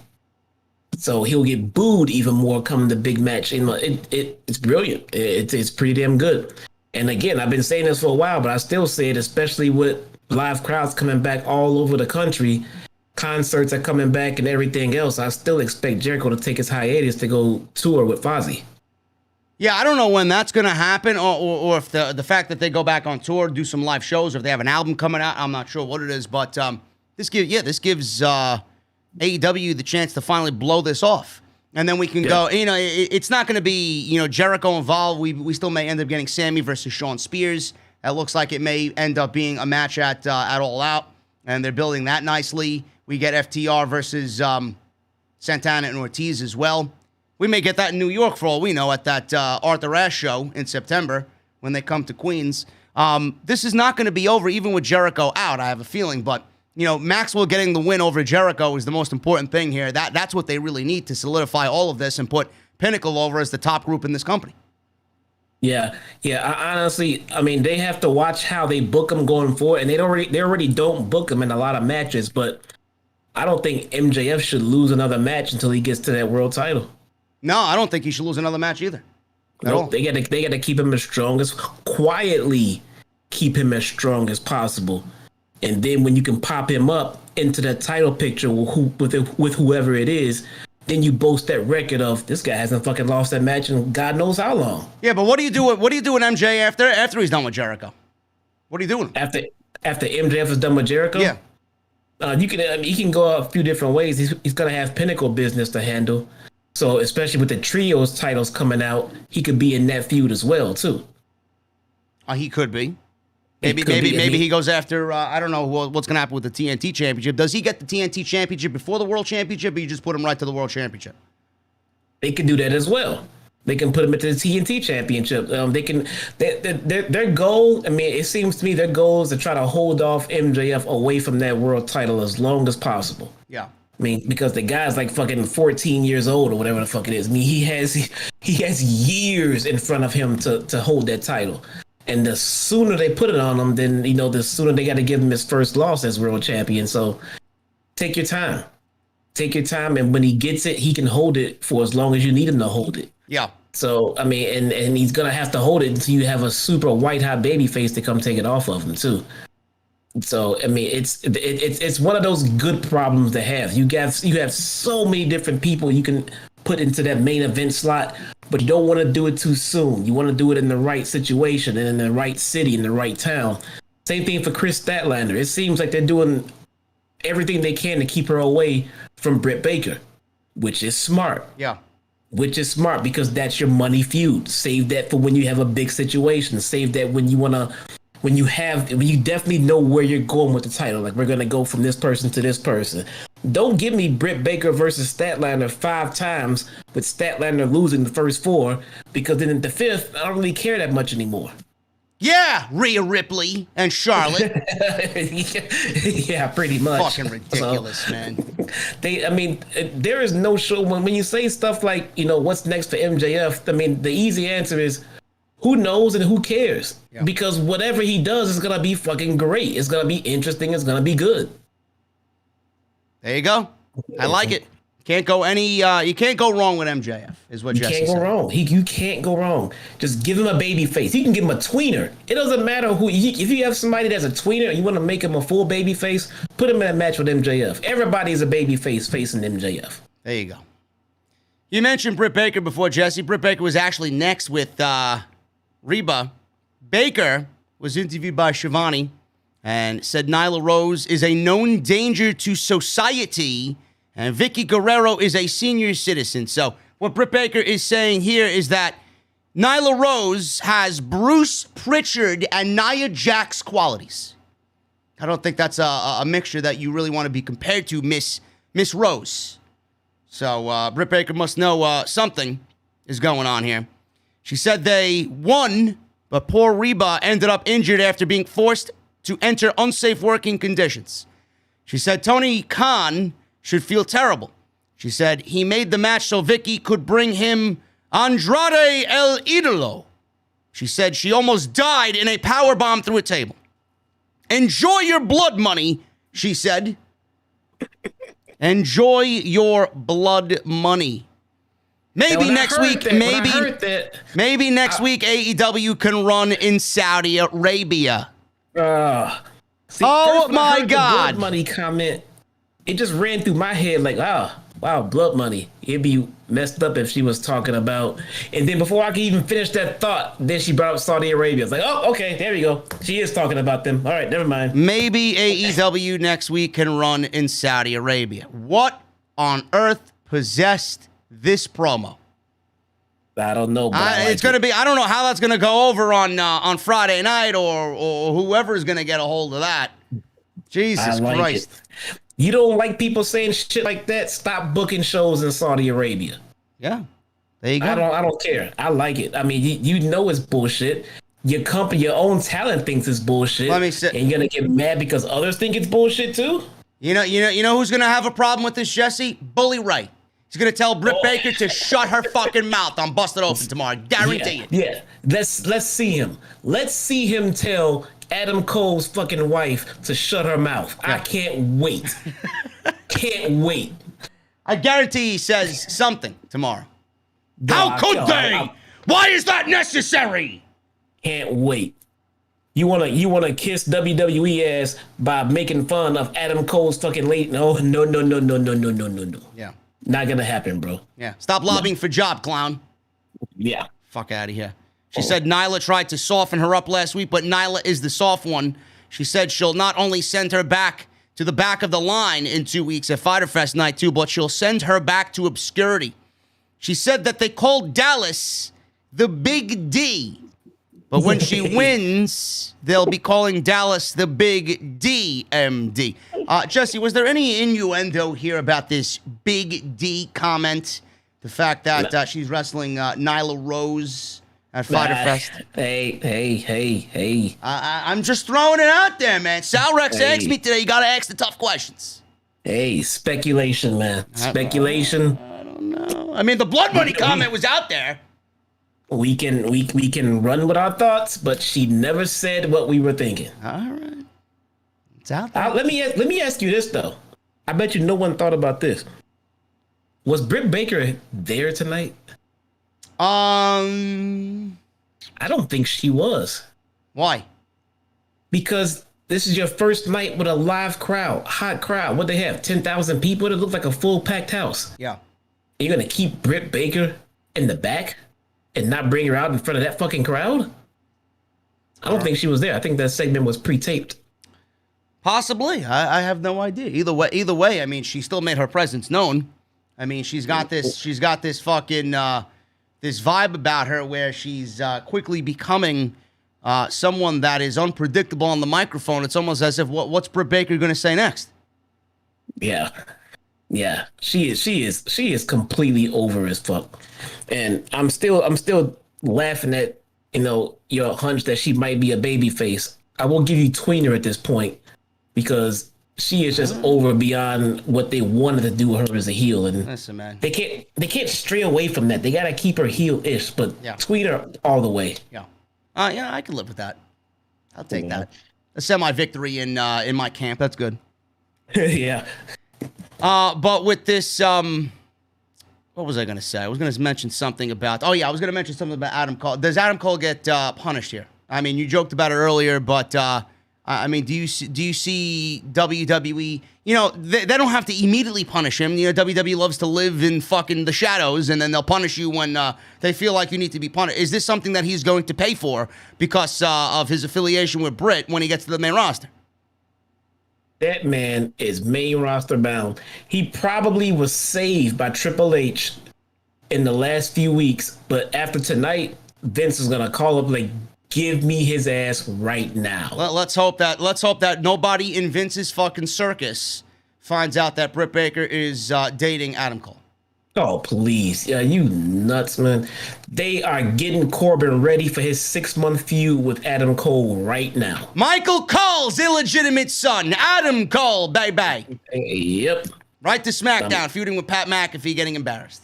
He is done. You gotta do something about your lady, man. She can't be on TV. No. Oh my God, man. I feel bad for all three of these people. Even Charlotte. She's gonna get fucking pinned by Liv Morgan next. Man, I'm telling you, man. If they fuck with Adam Cole, man, I swear on my fucking grandfather's tomb, it would be one of the things that legitimately gets me pissed. If they fuck with that man, he is one of the greatest pro wrestlers on the planet. He's done. He's only safe in NXT, bro. He's only safe in NXT. That's it. Well, Triple H better be fucking making a list of opponents that run deep into 2022 for Adam Cole. That cat is Jesus buried. Christ. Anyway, speaking of NXT, an NXT alum was next. Andrade El Idolo with Vicky versus Matt Sydal. Went 8 minutes. Andrade came out wearing a black lucha mask. He looks very mafia-esque. He looks fantastic. He wore these white slacks, pinstripe slacks, and dress. He legitimately looks like he should be walking out of fucking some middle-of-nowhere desert in Breaking Bad with a fucking silencer. Seriously. This guy looks great. He is easily the best dressed wrestler in all of pro wrestling right now. Yeah, I mean, if you don't aspire to be Andrade El Idolo, I don't know what your issue is. I mean, he looks great. And he looks better than Charlotte. Oh, God. He looks better than Charlotte. Look, but JD's a sexist. How can you say that? The people out there who might not know, I was the biggest Charlotte stan before she got obnoxiously shoved down our throats. And before, I don't know what this woman is doing to her face cosmetically and everything else, man. She make her fans not want to cheer for her. I was a Charlotte fan. Ask JD. I used to argue with him all the fucking time about how great Charlotte was. And they shoved her too damn much. I don't even want to be a fan of hers anymore. I'm sorry, bro. You were saying something? They're serious, man. They have gold, and they just keep manipulating it until it's back to the fucking coal and it's worth nothing. I don't know what is wrong with these fucking people. Oh, I'm just now seeing you fucking asshole. I don't have a live screen. I don't have a fucking live screen to see what this asshole is doing. Oh, man. Listen, man. We get enough of this shit on Monday Night Raw, man. You're going to put me to sleep on Wednesday night talking about this shit. Did you see what happened on Monday? The YouTube feed with like the 15-second delay, I'm like, what the fuck is this guy talking about? Then I see him fucking doing his fucking antics. Fuck this guy, man. Fuck this guy. Oh, man. We got to keep our 2200 entertained, man. Leave me alone. Listen. Andrade, he looks like a superstar in the making. He was a superstar before WWE got their hands on him and ruined him, but he is going to be a major deal in AEW. He didn't get the type of reaction in Miami that I was expecting. People obviously knew who he was. They were impressed by him. And it's going to be a little while, Jesse, before the AEW audience gets acclimated to Andrade. It's not going to take long at all, but, he obviously has Vicky Guerrero out there. Hopefully that adds to his act. That other gentleman that was out there, it looked like he was, holding all of Andrade's belongings and the mask and the suit jacket and his chain and all that. And you mentioned something really, really smart to me via text. The reason why Andrade was given somebody like Vicky Guerrero who speaks Spanish and Thea who spoke Spanish, it may go along the lines of them translating to him in the ring because of that language barrier. So explain to the live stream chat why Andrade has been and has to be paired with somebody like a Vicky and like a Zelena Vega. Well, when you're in a match and you're trying to call spots on the fly, especially when you have a live crowd of a full house, it's already hard for him to understand and hear someone speaking in English when they have to whisper it and say it on the fly and say it on the side and cover their mouth. It'll be easy for me and you and anyone else, but to someone with a language barrier, it's not as easy to pick up as fast. So when you got somebody like Vicky or Vega who can be on the sideline pounding and screaming, come on Andrade, and they can yell out the spots to him in Spanish, and it won't come off as you can hear them blurting out the spots. She can communicate with the ref a little bit more. She can communicate with the producers a little bit more, and she can get those signals and those time signals and everything else into Andrade clearly so he can get the match flowing at the right speed that they want it to go. Yeah, I think that's a very acute, or astute is the word. Astute, accurate. Cute. Yeah. I did get a tweet from someone just now. Wrestling Inc. Yep. Is reporting. They're saying Aleister Black was able to appear in AEW so quickly, reportedly due to a clerical error when Black was moved from NXT to the main roster a couple of years back. WWE failed to update his contract from the standard 30-day non-compete clause that NXT stars typically have. So there you go. We talked about it right at the top, and we ended up being right without even Wrestling Inc., man. Yes. Shout out to who we got here? Natal Manzo. There you go. Shout out to that individual. So, we talked about that at the beginning of the show, and it was exactly what we talked about. So that's great news there. 30 days, good for him. Now he's free to do whatever he wants. Awesome. We did the Andrade match. He beat Matt Sydal. This was a good match, 8 minutes. Perfect timing for this. Andrade did not look like he had any ring rust whatsoever. We got Jim Ross again struggling with him saying El Idolo. So, I don't blame him for that. It is a little, I won't say a tongue twister, but for someone like that, who's at that age and, is not as youthful as he used to be, it could be a tongue twister. So I'm not going to fault Jim Ross for, not really getting the pronunciation out correctly right away. So we got the commentary team keeping on them. They were hyping him up to be a big deal, talking about his accolades and other promotions, multiple championships. So they made him feel like a big deal, which was great. Sydal hit a beautiful Meteora off the top rope. Andrade did Andrade maneuvers in this match. The moonsault off the top, he missed, and then does the standing moonsault in the ring, which Charlotte has now adopted off of Andrade for her own, and does it not as impressively, but Andrade nailed it beautifully here. At the end of this match, Andrade tossed Sydal into the corner turnbuckle, landed his Meteora, double knees to the back of Sydal's neck, and then the hammerlock DDT, which he's still incorporating here as his finishing move, ended it. Andrade wins in 8 minutes. After the match was over, he beat him down some more, took his belt off, and wrapped his arm in the belt and gave him a cross arm breaker. And Andrade is in AEW. Very nice job of building him up so far for night one, Jesse. I thought it was a standard match. He looks great. I can't wait to see more of him. Yeah, I mean, I don't know what else to say. I mean, you look at this guy perform in the ring, and it's like, how could you let this guy go? I don't know. I just don't know. I mean, this talent, this guy is a TV dinner for Tony Khan, dude. Just take him, put him in the fucking microwave, and in a few seconds, he'll be done and ready to go. Oh, Andrade is WWE trash, man. AEW is looking like an WWE landfill. No. Says the fucking the fucking one-eyed goblin on social media. Give me a fucking break. I'll entertain those guys for 1 second. I'll give them an example of what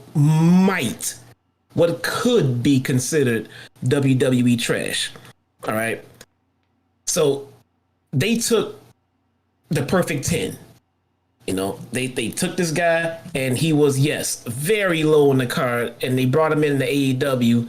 And was this guy worth picking up and putting on TV? No. But even still, look at the trash that they took and look at this guy now. I mean, they took it, they took lemons and made lemonade. So in that regard, if you want to say that they just took someone's trash, oh fine, they took it, but they turned him into an honest, decent mid-carder. Yeah. And they put him in a stable, and now he's no longer trash. He is definitely something that is worth putting on TV and pushing. Now, with guys like Andrade, with guys like Alistair, with guys like, this was never trash. It was never trash. Just because you had something and you don't have it anymore does not make it trash. It just makes you stupid for not using it right. You know, anybody who said that they took up trash and have any of those people ever bought a used car? Because if you did, you just bought someone else's trash.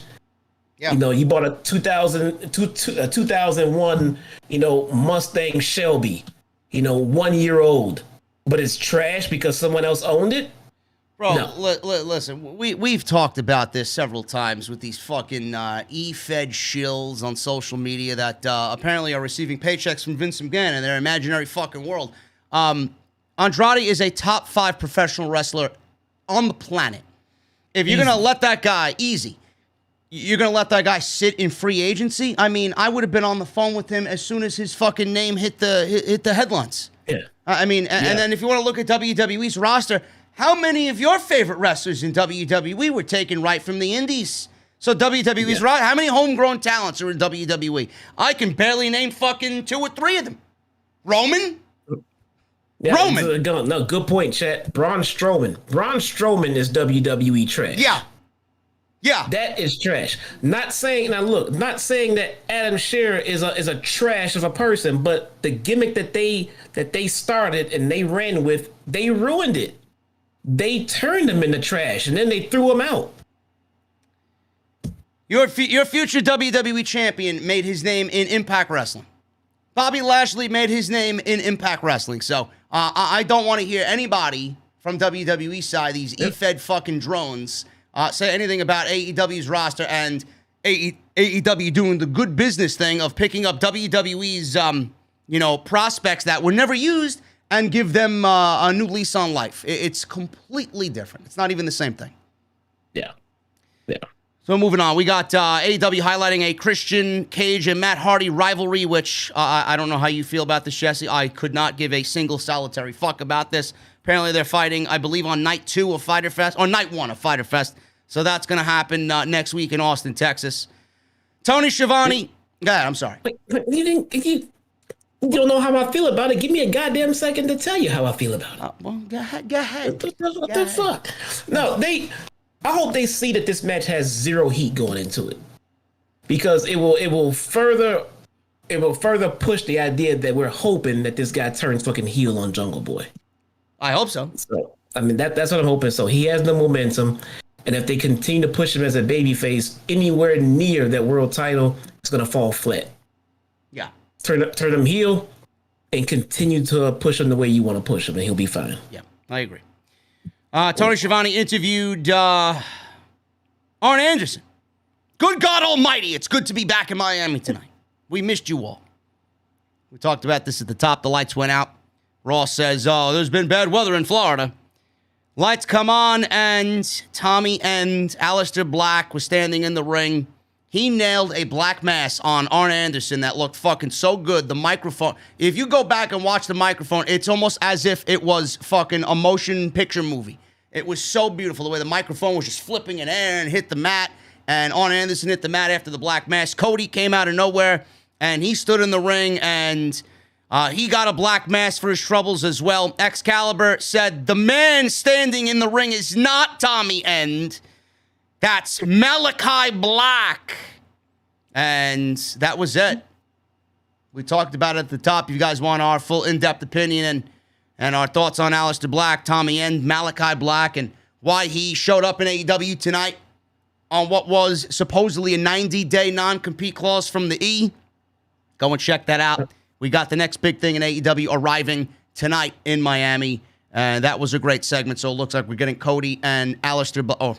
It's going to get me, it's going to get a lot we'll get getting there. used to. Yeah, we'll get there. Malakai Black in AEW. Looks like they're going to be going towards All Out between those two guys there. You know, as I think about this debut right now and how it came off, you know what I would have done for Black's first opponent? Arn Anderson's son. We may, that's not a bad idea. We may actually get that. We can get that on the road, yeah. I would. I mean, he's extremely green. He had one match. Put him on TV against Black and let Black just fucking annihilate him. Yeah.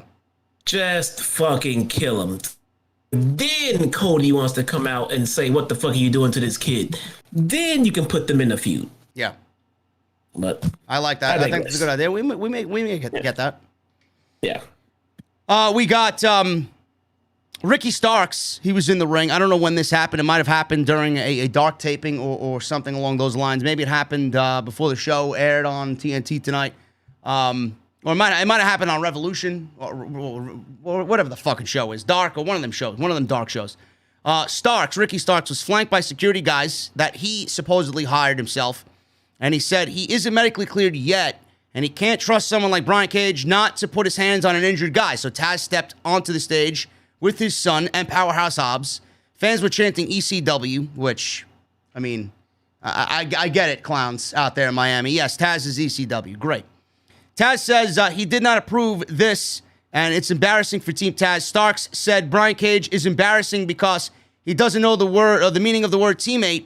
He said after he wins the FTW title next week, he's going to party. He said where he comes from, the W stands for wife.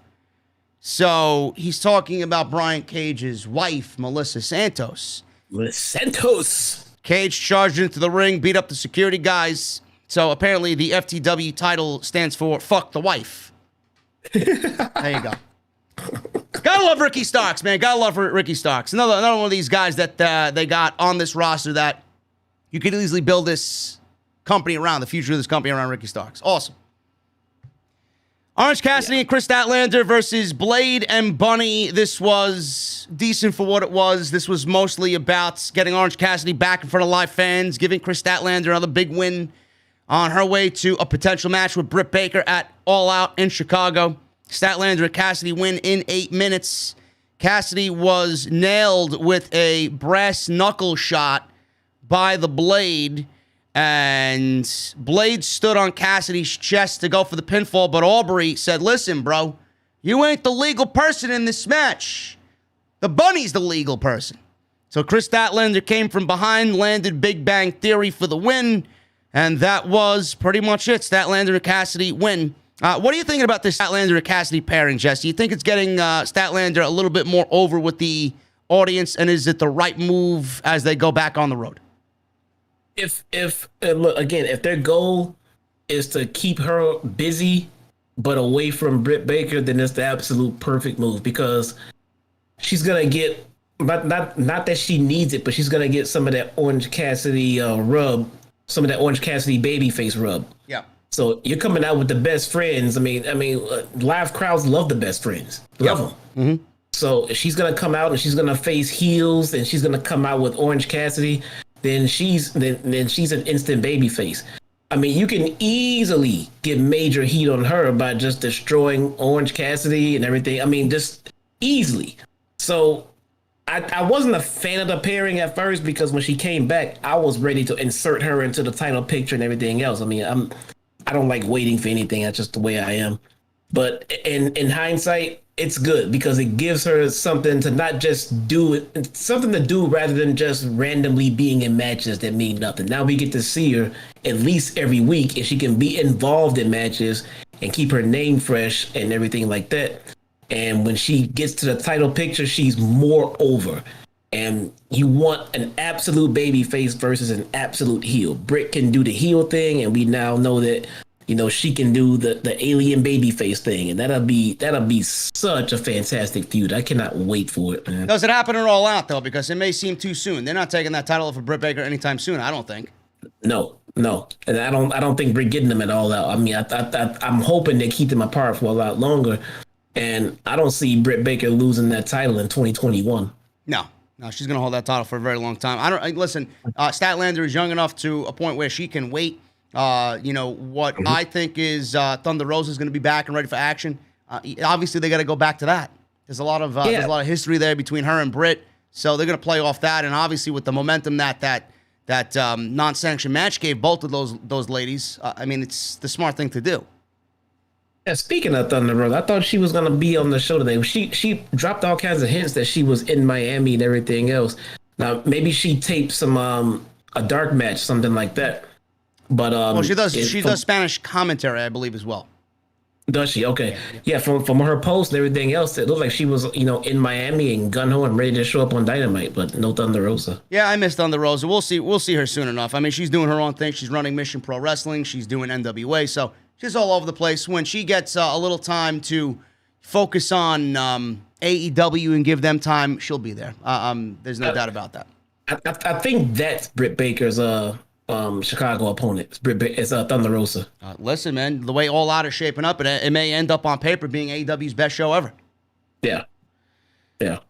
Tony Schiavone was interviewing Masvidal, Nunes, and Lambert here. These are the MMA individuals, the UFC individuals sitting outside. Obviously, Amanda Nunes we talked about before. He said that he was skeptical of even coming to Dynamite and accepting Tony Khan's invitation in the first place. He touted how successful he is in MMA. He said he's going to Las Vegas later this week to watch his guy Dustin Poirier knock out Conor McGregor again. But his real reason for being skeptical accepting Khan's invite was because AEW sucks, he said. He said the 1970s and 80s championship wrestling from Florida with Gordon Soley, Dusty Rhodes, Terry Funk, Harley Race, and Jack Briscoe was the best era of pro wrestling. He said he'd probably get to the Barry Windham and Rick Rude era, but since he had to turn it off because pro wrestling since then has gone nowhere but downhill since the 90s. This product is unwatchable, he said, and he told everybody that Khan told him that they're doing it the right way now with a mix of great veterans and young talent, with a mix of talent from lucha libre to Japanese strong style. And their fans are the best, collectively celebrating a new era of pro wrestling. So fans chanted AEW. And he said that sounded pretty good to him, and he wanted to see if he was wrong. And he said after 90 minutes, he learned to always trust his instincts. Lance Archer came out, and he punched this guy in the face, gave him a blackout, which this guy Lambert sold pretty well. He took a damn good blackout here. Jake Roberts was there cheering him on from ringside. And Lance Archer back on the road claims his first victim, Jesse. There was a lot to this. It was all over the place. There was a lot of, I would say, diversity here, kind of going over all of the different fan bases. You know, you got your old school fan who don't watch the current product because they're stuck on the old school. You got the people that think AEW sucks. You got, everybody that's pro AEW. So they fit a lot of agendas into this promo, Jesse. What'd you think of this?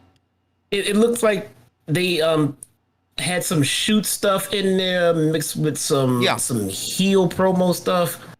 I don't know who this guy was, what world he's from. He runs an MMA school, apparently. He was doing here, but I like this guy. He does, he didn't, the one thing, Jesse, he didn't stutter all during this promo. It's like he fucking went out there and fucking just sliced that cheese. He killed it. He was fantastic. He went out there and he drew some nuclear heat. Went out there and took a major bump and did all of that in about 2 minutes. Mm-hmm. It was fantastic. Loved it. No complaints about that segment at all. And he gets Lance Archer on TV. Yeah. At first I was like, who is this fucking guy? Like, why is he talking to these guys? What is he talking about? What is he going on about? But the more I listen to him, I was like, he is delivering this promo right now. He's killing it right now. You know, like I see some people in the chat saying that this was very Jim Cornette-esque. You think AEW did this to kind of rib Jim Cornette and just kind of throw all of his comments into this promo and just kind of say, yeah, fuck off? Nah, I don't know. If they want to rib Cornette, somebody has to come out there with a fucking tennis racket, so we know for sure. Yeah. You know, the easy way to tell, okay, they're talking about Cornette, the guy has a fucking tennis, or give him like a ping pong paddle. Yeah. Yeah, something. Next week, we got Dynamite. Darby versus Ethan, coffin match. Hardy versus Christian. We got Brian Cage versus Ricky Starks for the FTW title. Penelope Ford versus another Joshi, Yuka Sakazaki. Moxley versus Carl Anderson for the IWGP United States Championship, which will probably be the main event. And Adam Hangman Page will speak about what happened tonight with Kenny Omega. So another action-packed loaded show of Dynamite next week. We got the main event, Young Bucks with Matt and Nick Jackson, Don Callis, Brandon Cutler versus Eddie Kingston and Pentagon Jr. They were with Alex Abrahantes, street fight for the AEW Tag Team Championships. Jesse, this was all over the place. Good luck taking any fucking notes on this. I think maybe the end of this, the Bucks here were overwhelmed by Penta and Eddie. They overwhelmed Penta and Eddie. Northern Light suplexes, Cannonball Inzaguri on Kingston, which was a seated one in the corner. Buck set up for more bang for your buck, but these two guys broke it up with a thrust kick and a half suplex DDT. Kingston then locked on a sleeper. Nick hit a 450 splash. So we get to the end here. The Good Brothers come out, obviously, as they always do here. Penta took them out with a tope con hero. Penta went for Fear Factor, but Matt flipped out of it and speared Kingston. So then we get Kazarian out there. He attacked the Bucks. Good Brothers took him out with a magic killer. Kingston produced thumbtacks from underneath the ring. He pulled out that sack, and the thumbtacks entered the fray. Penta smacked Matt with a trash can. Penta and Nick fought on the top rope, with Nick hitting an avalanche hurricanrana on Penta right into the thumbtacks. They were even throwing thumbtacks into Eddie Kingston's eyes, bro. I mean, I don't know what was worse, taking the fucking thumbtacks and throwing them in someone's face or doing a hurricanrana on them. I don't know which one was worse, but I cringed at both. So Kingston broke up a cover here after the hurricanrana on the thumbtacks. Matt came up with a bloody nose. Not hard to see why. Kingston then ate stereo super kicks from the Bucks. Bucks threw tacks into Penta's face, took him out. Matt then put tacks in Kingston's mouth and gave him a super kick, and that was it. Bucks covered Kingston after that, rather, and retained the tag team championships. Fucking wild and crazy finish that went right down to the wire here on the last minute of Dynamite, and they retained the tag team championships. Who's going to take these titles from the Bucks? Is there anybody? Oh, there's plenty. There's plenty. It's literally a matter of who they plan on pushing next. You know, we say all the time they have the best tag division in the world. They do not have a lack of opponents to put in their ring against the Bucks and take those titles. It's just a matter of where they want to go next. I don't know. So maybe we do have some injuries out there. But even outside of that, Jungle Boy Luchasaurus. What are they doing with Jurassic Express? Yeah. Seems Jungle like Boy's Jungle Boy Luchasaurus is always over as fuck. They can put the titles on those guys. Yeah. Jungle Boy got a nice little award for winning 50 matches this year in AEW. So they're giving out awards now. It's great. That's not what his award was for. What exactly was Jungle Boy's award for then? For reeling in Anna Jay. That's what they gave him an award for. Listen. That's greater than any world championship in my opinion. Man, that he deserves that award. They gave this guy an award for somehow dating Anna Jay, and he deserves it. There you go. This was fun. It was chaotic. It was overbooked. It was everything you wanted for a big main event back on the road. Shout out to Eddie Kingston for wearing a Terry Funk t-shirt. I know Terry Funk was in the news lately for undergoing a bout of dementia. Apparently he's in assisted living, but Tommy Dreamer says he's doing incredibly well. But he is in assisted living, so thoughts and prayers to Terry Funk, because as you guys know, with the history of watching me on the show. That's what my grandfather passed away from, so I never want to see anybody go through that. But shout out to Eddie Kingston for wearing the Terry Funk t-shirt tonight on Dynamite. Love it. Yes. Fantastic stuff, man. Ladies and gentlemen, I'm sorry, Jess, again. I'm sorry, no. Little tidbit. Buddy Murphy is playing footsies with Mr. Black on Twitter right now. Oh, yeah? He tweeted him, he said, "Don't forget about me." Oh, well. And in his bio, where is it? Buddy Murphy's bio, he has the dates of his 90-day no compete clause. Which is what? 9/31. 9/31. Yep. Listen, I would not be a disappointed individual if Buddy Murphy shows up in AEW, but I see him easily fitting into Impact's plans. I don't know how many guys AEW can go out there and sign, but I'm a Buddy Murphy guy. I don't know what his name is going to be, but listen, if I'm Tony Khan, I'm signing him. Yes, and Malakai replied back. He says, Matthew, simply. Matthew? Matthew. That was his reply. Okay. Aleister Black taking this gimmick to the extreme, I say. Good.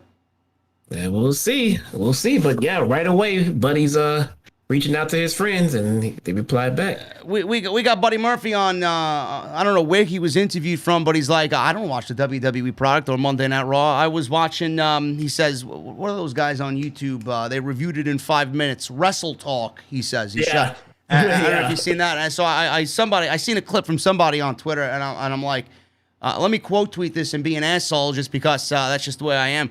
I'm like, yeah, Buddy Murphy, great. We all know Monday Night Raw is not worth 5 minutes, but clearly he was watching the wrong show on YouTube. And then some guy was like, well, your show was 2 hours long. All right, take it to the fucking gym. He said, Tommy N, congrats, but don't forget about me. How's the eye?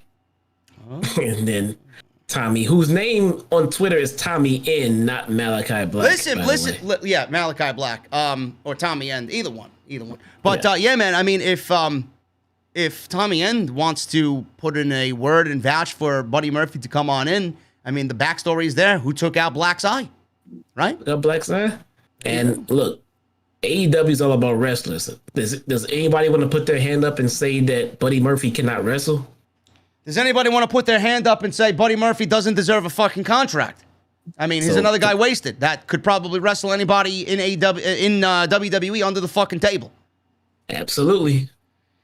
Anyway, thank you guys very much, man. We had 2,200 live in the chat tonight. I greatly appreciate you, man. This was one hell of a ride tonight.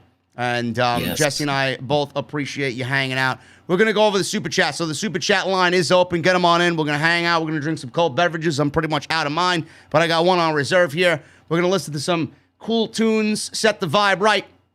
But I want to thank you guys again for joining us on Off the Script. If you guys are out and we're only here for the review portion of the show, I will see you guys live on Friday. We will be here for SmackDown and a full weekend of content, as always. Please hit that thumbs up on your way out. If you want to hang out for the Super Chats, I'd be more than happy to have you. So we will do that in just a second. Subscribe. Hit that subscribe button down below. Turn on the bell for all notifications. Make sure you guys go and get your Summer Scam t-shirts, man. I would love to sell these motherfuckers out. Summer Scam at bonfire.com. The link is down in the description for the official page on Bonfire for Off the Script. It is right on the homepage, right on the channel, or the storefront there on Bonfire. Go and get your Summer Scam t-shirts. And Homage, man, that is the QR code. Homage is a beautiful site for retro and vintage t-shirts. They got a ton of wrestling stuff. And if you guys scan that QR code, you'll get instant 20% off every single purchase. That is homage.com.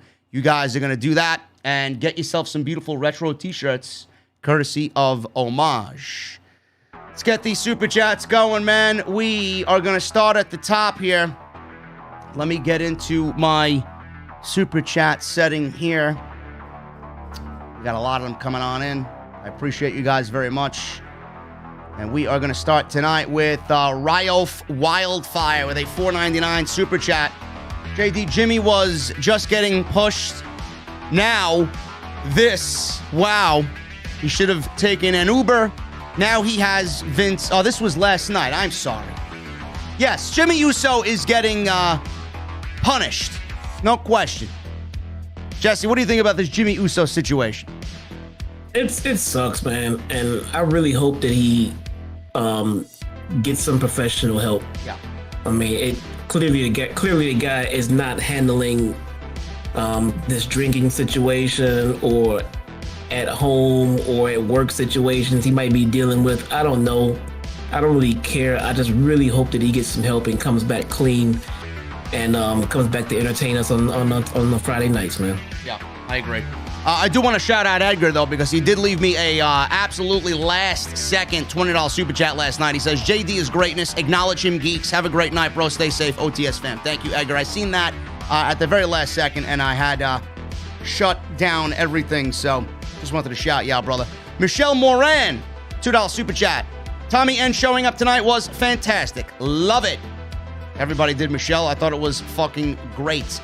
Chad Hopper with two $5 super chats. He says, hey, JD, love the show. Didn't get to catch AEW tonight. We'll be watching this tonight on my breaks. I did catch a clip of Black in AEW. Black's kicks look great, and the eye was a nice touch. It's what happens when you give somebody creative freedom to express the story the way that they want and not have to be handcuffed by Bruce Pritchard. So I'm looking forward to seeing what Black's creativity brings us in AEW. Yeah, he even continued our storyline. Yeah. Look at that shit, man. Yeah. The guys, it's amazing. He made sense of it. He did WWE's job, bro. He couldn't even, he didn't even give them the opportunity to do it right. He just said, you know what, fuck it, I got it. Anybody thought about this? Whose debut was better by leaps and bounds? Christian's or Aleister Black? Or Malakai. Aleister Black. Hey, Aleister, listen, man, I like Aleister Black as a name, man. It's going to be a little bit till we get used to it, you know? Yeah. DV Acme with a $5 super chat. Seems End is going to do a tweaked version of his character he wanted to do for WWE. WWE's loss is AEW's gain. End is a one-man dream match factory. Absolutely agree, man. There's so many dream matches with him now in there. Oh, it's going to be a good run for him. Ray G with a 1,500 Japanese yen super chat. Thank you, brother. AEW men's division getting stronger and stronger. More dream matches with New Japan Pro Wrestling are made today. You know it, man. Maybe we don't know what type of deal Black signed. Maybe he does get that New Japan rub if he so wants to do that. We don't know. But thank you for the super chat, Ray. I appreciate you. Jose Charles with a $10 super chat. For half a second, I thought I was watching something else when Black appeared. I'm glad he made the right move for Jesse. Have you listened to MF Doom? OTS for life. What the fuck is MF Doom? I have no idea. Jose, what is MF Doom, bro? Don Wheel 69 with a $5 super chat. Drinks are on me, JD, whenever you visit the West Coast for a meet and greet. Hazy IPAs and stouts. OTS for life. You speak my language, bro. Hazy IPAs. I'm not an IPA guy, but if it's hazy or milkshake, I'm all ears. And stouts, as long as it's not bourbon barreled, because I like them every once in a blue, and nothing smoked, please. I don't like smoked stouts or smoked porters. Not my cup of tea. Thank you, Don. He's like a British rapper. Yeah, because you had such critiques of Hit Row last night. Yeah, man. That guy, the fucking big guy. $0? Not good, man. Yeah, he's $0, yeah. Zero. He was not good. Swerve was good. Swerve was hitting some marks. Swerve was hitting some bars. I was digging Swerve. And B-Fab? But B-Fab killed it, man. She fucking killed it. She hit some nice punchlines. She had her cues. She had her rhythm. She killed it, man. I don't know what the hell everybody was thinking with $0, but B-Fab can go. Swerve is fine. Swerve tried picking up his tempo a little bit, and it kind of felt like he was tripping over his words, but he did catch up to the rhythm, so it was fine. But Swerve and BFAB, fine. Top dollar, no dollar. Yeah, no dollar. He's got better rap skills than he does in-ring ability, so he's got something going for him. Yeah. Hologram with a $5 super chat. May I suggest a change to the beer menu in the venue to reflect the new improved recipe? Malakai Black. I gotta hit up my guys, man. You read my mind. I was thinking about that the other day. Hopefully they don't charge me an arm and a leg to fucking change some chalkboard. Jacob Donnelly with a $5 super chat. Pre-pandemic AEW is back and it feels so good. It was awesome, man. Back to normal. Hopefully WWE steps it up, but I'm not giving them any fucking benefit of the doubt here. Chase Wood with a $14.99 super chat. Pretty good show overall tonight. Any plans for a meetup in Chicago for All Out? Thanks for the review, guys. Chase, absolutely. Jesse and I will be doing a meet and greet. Where that is, we do not know yet. I am still looking for, a venue to do that, whether it's a brewery or a craft beer bar or something along the lines. There will be something in Chicago, but hotel and flights are booked. Or, well, as far as we have information on everything that we're doing, yeah, we're there. Pretty much. We just gotta iron out some details. But yes, there will be a meet and greet. Wesley Jackson with a $5 super chat. It is official. Tommy End is all elite. Really? I missed the show. Didn't know that. Wow, I didn't know, man. Thank you for the spoiler. I gotta fucking go and watch this shit knowing that you ruined it for me. Thanks, Wesley. Yeah. Great. The Dud with a $2 super chat. Which is better, No Mercy or Here Comes the Pain? No Mercy. No mercy. Emmanuel Reed with a $5 super chat. The way Jericho and MJF took back control of the crowd was great. Well, two masters of their craft. What do you expect? Captain Solo with a $2 super chat. How long until Aleister Black is AEW champ? I'm not thinking about that right now, man. Let's just enjoy his creativity. Yeah, no. Rick O'Shea with a $4.99 super chat. A big scoop. Expect me at Revolution. Me? Meaning Ricochet? His contract ain't up yet, is it? Maybe he means him. I don't know. Is this the Ricochet? Him personally. Maybe he's gonna be there. I don't know. At Revolution. Revolution ain't till February, bro. You know something we don't? Captain Solo with a $5 super chat. I'm still hoping CM Punk will come to AEW, but for me, Malakai Black is the next best thing. I'm so happy he finally has a platform to shine. I still think Tony Khan has Punk in his back pocket. And he's got a t-shirt. And he's got, Malakai Black's got a new t-shirt, so. Yep. Michael Raymond with a $5 super chat. Wow, Rick O'Shea is a big scoop between Malakai missing an eye and Hangman confronting Kenny. We got some great storytelling. Sign Fuego, please. I don't know much about Fuego, but I hear he's over.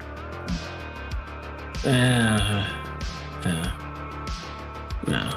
Coiled Phoenix 713 with a $50 super chat. What's up, JD and Jesse? I'm absolutely happy to see Black back in wrestling and is with a company that will value him and use him the way he should be used. Plus, seeing Jesse's face and how he was just speechless is epic. Thumbs up emoji. Much love to both of you as always. Thank you, Coiled Phoenix. It is so great to see you back in the chat.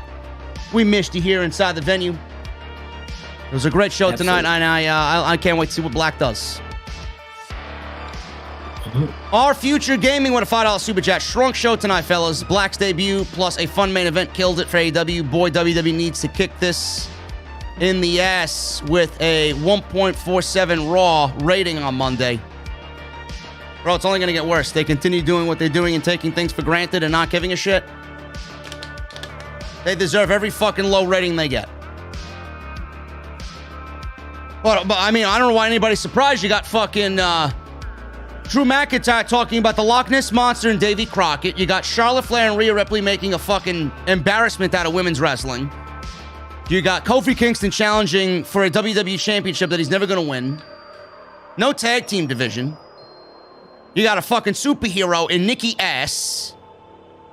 Alexa Bliss is doing magic. Shayna Baszler hasn't won a match in 170 fucking days. I mean, are you shocked? And then you start Money in the Bank build with Miz TV making a fucking comedy show out of all guys involved. It's unbelievable.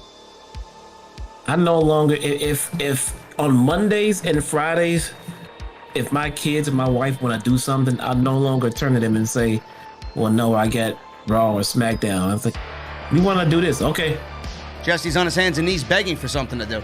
Please. Thank you. I'll take it. Yep.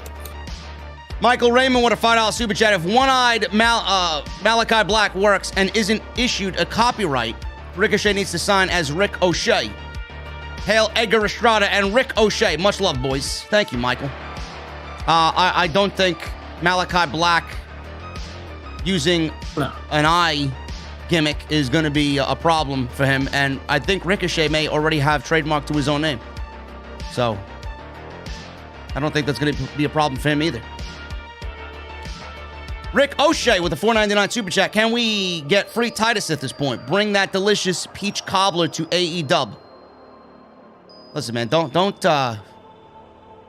knock Titus, bro. Titus only works in the E, okay? I don't know who works AEW's catering, bro. It may be QT Marshall at this fucking point. Yeah, there you go. DJ with a $4.99 super chat. Tommy End versus Kenny Omega is something I want to see in person. Me too.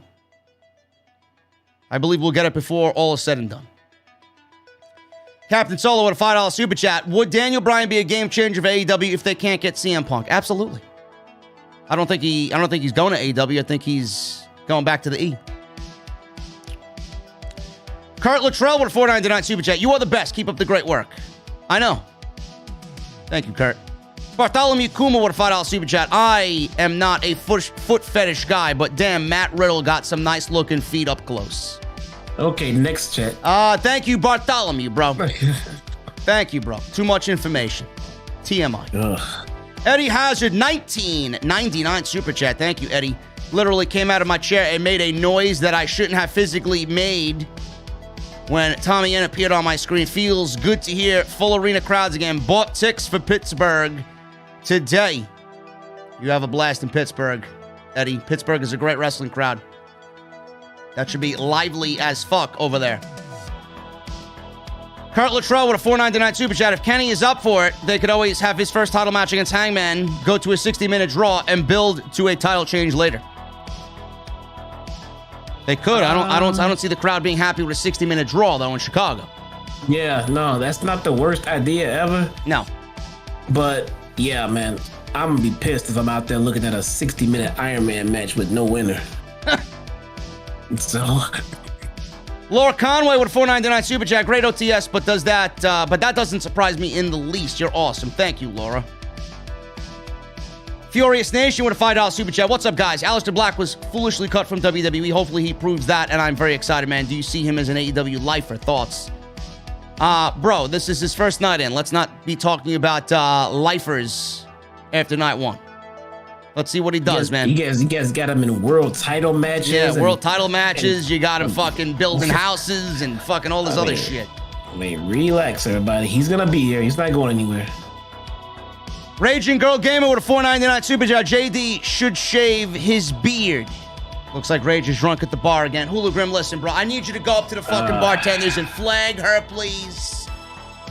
I'm not Rage in the venue right now, bro. What's going on while I'm away? Jesus Christ. Shave my beard. What, so I look like a fucking geek? Who else is gonna get this salt and pepper look over here, man? Nobody. Fucking Rage. What's your fucking problem? Furious Nation with a $5 super chat. That guy who jumped the barricade tonight is a complete dummy. Attending pro wrestling events is a privilege, and he abused that, man. Yes, he did. He should never attend another fucking show again. Tony Khan probably gave him a ban for life. Good. Yeah, fuck that guy. CC Steven with a $20 super chat. Thank you, man. Hi, JD and Jesse. Jesse, I disagree with you and Ethan and Scorpio, or about Ethan and Scorpio. Ethan is actually bringing Scorpio a personality. They are good together. JD, what is your favorite storyline in AEW right now? Keep up the great work. Now, what do you think of that, Jesse? Is Ethan bringing Scorpio a personality? Man, I'm not going to say, they're terribly wrong. I mean, if that's happening, I'm not seeing it or feeling it. And apparently, neither is whoever booked tonight's show, because they left Scorpio Sky off TV for a live crowd. Yeah. I mean, I don't know, but that's not fair. They left Jungle Boy off TV. That's not fair. That's fine. Okay. Yeah. I mean, I don't know. I don't see it. I'm not feeling it, man. I'm not gonna stick to it like I'm hell bent on. I know this is true, but I can tell you this for a fact: it's not going as smoothly as they hoped it would. I know that. So we'll see. My favorite storyline, to answer your question on my behalf, CC. My favorite storyline right now is Paige and Omega, and I love the Dark Order being involved, bringing them to the forefront to kind of, I would say, bring Paige to a point where he's down on himself and he doesn't believe that he can beat Omega or doesn't believe he deserves the opportunity, but Dark Order is trying to bring that out of him and trying to make him realize that he does. So it's a great storyline there. And then Ethan and Darby is great. You know, Sting has brought out a lot in Darby, and I like what's going on between these two guys. It should be great next week in that coffin match. Yeah, a lot of people might not be noticing this, but Hangman is slowly but surely bringing the Dark Order back to relevancy. Yeah. I mean, they're on TV in meaningful segments around the world title picture, even if they are just to go out there and be a catalyst for this feud. They're doing something of importance, and it's because of Hangman. Yeah. So, it's good. Captain Solo in the chat. A lot of people might want to see me clean shaven, but it will never, ever happen as long as I'm on this platform, bro. You're never going to see it. I did it once to myself one New Year's many, many years ago. I'll never do it again. Never do it again. Francis Luke, $10 super chat. In 4 months, the NXT Women's Tag Team Championships have crowned their 4th makeshift tag team. Who's next? More than likely Raquel and... No, actually, no. I'm going to go with Casey and Caden. I think Raquel and Dakota are going to go for it, and I think that's going to eventually lead to their breakup, and they will wrestle each other at TakeOver, SummerSlam weekend. I don't think they're good enough or entertaining enough to put the tag titles on and feature on TV, to be honest. I don't think the tag team championship should be on TV, period. Yeah, true. I mean, but, you know, Casey is great. You know, she's flexible. She can do some things that a lot of other women can't do. And that's about the extent of her of talent in the ring right now. And, I mean, and geez, man. And what's her partner's name again? Caden Carter? She keeps changing it, dude. She keeps changing it. And she brings nothing. I mean, she's decent in the ring, but she has absolutely zero charisma. Zero.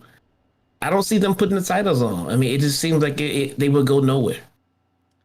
I like them as a team. I don't think that they're bad. But to win the tag team championships, yeah, you may be right on that. I don't know. Yeah, I mean, yeah. I mean, I don't think either one of them are bad in the ring. They're good. They're good wrestlers, but they have zero personality, and they would just be out there with tag titles, wrestling with bad promos and no interesting storylines. Yeah. So I don't think they would be a good fit right now.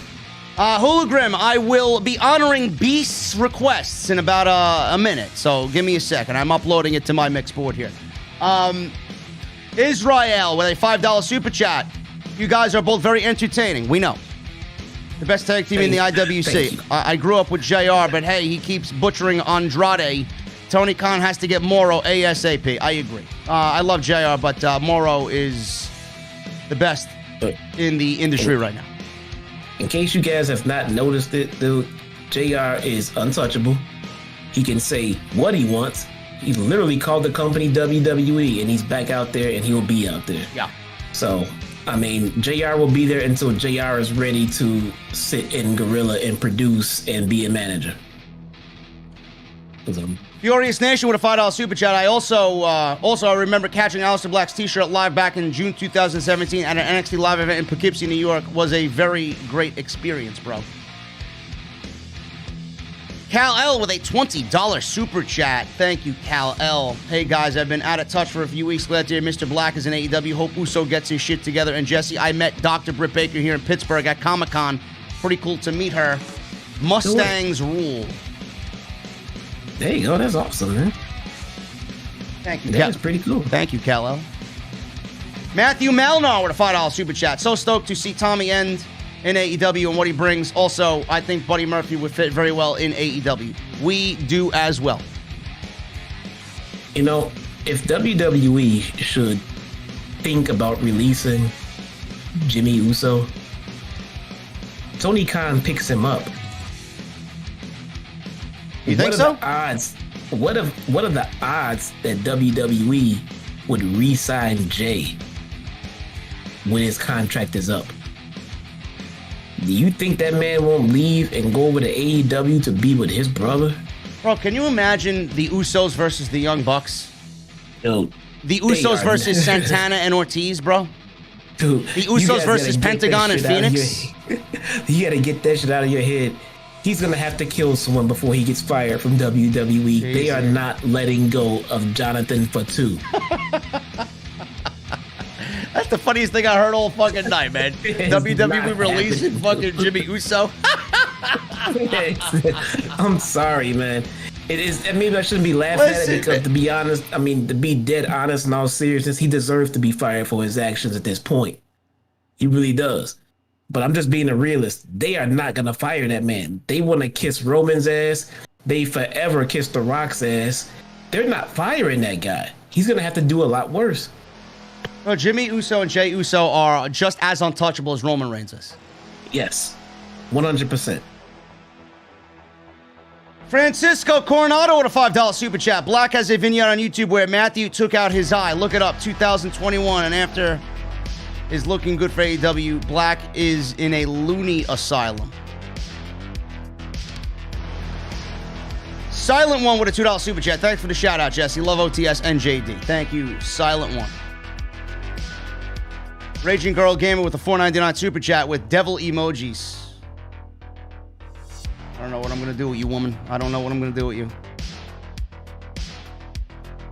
Sting, 29, with a $5 super chat. AEW is doing wrestling one-on-one when it comes to acquiring pro wrestlers. Hell WWE was the AWA of the Northeast in the 80s.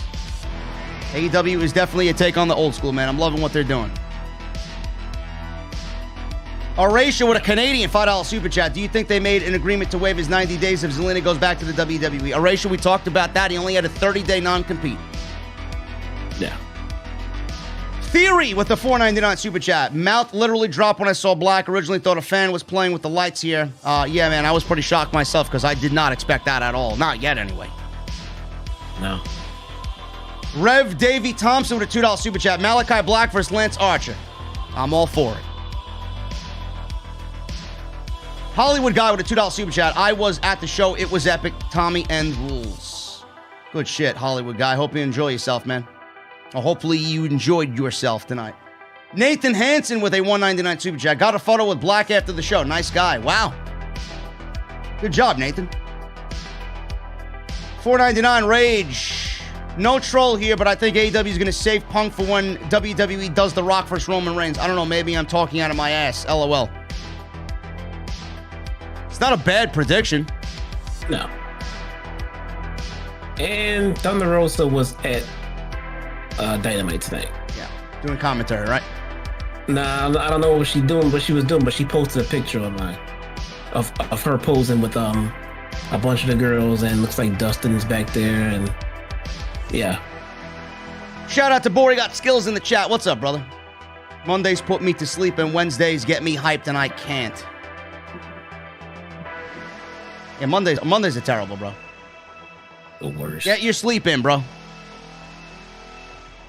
Indigo with a $10 super chat. Hey, JD and Jesse, much respect. Nights like this is why I love and appreciate pro wrestling. A huge W for AEW on signing Tommy End. His wife, however, is all elite in Titus Catering. Another awesome stream. Thank you, Indigo. Yeah, she did herself no favors there, man.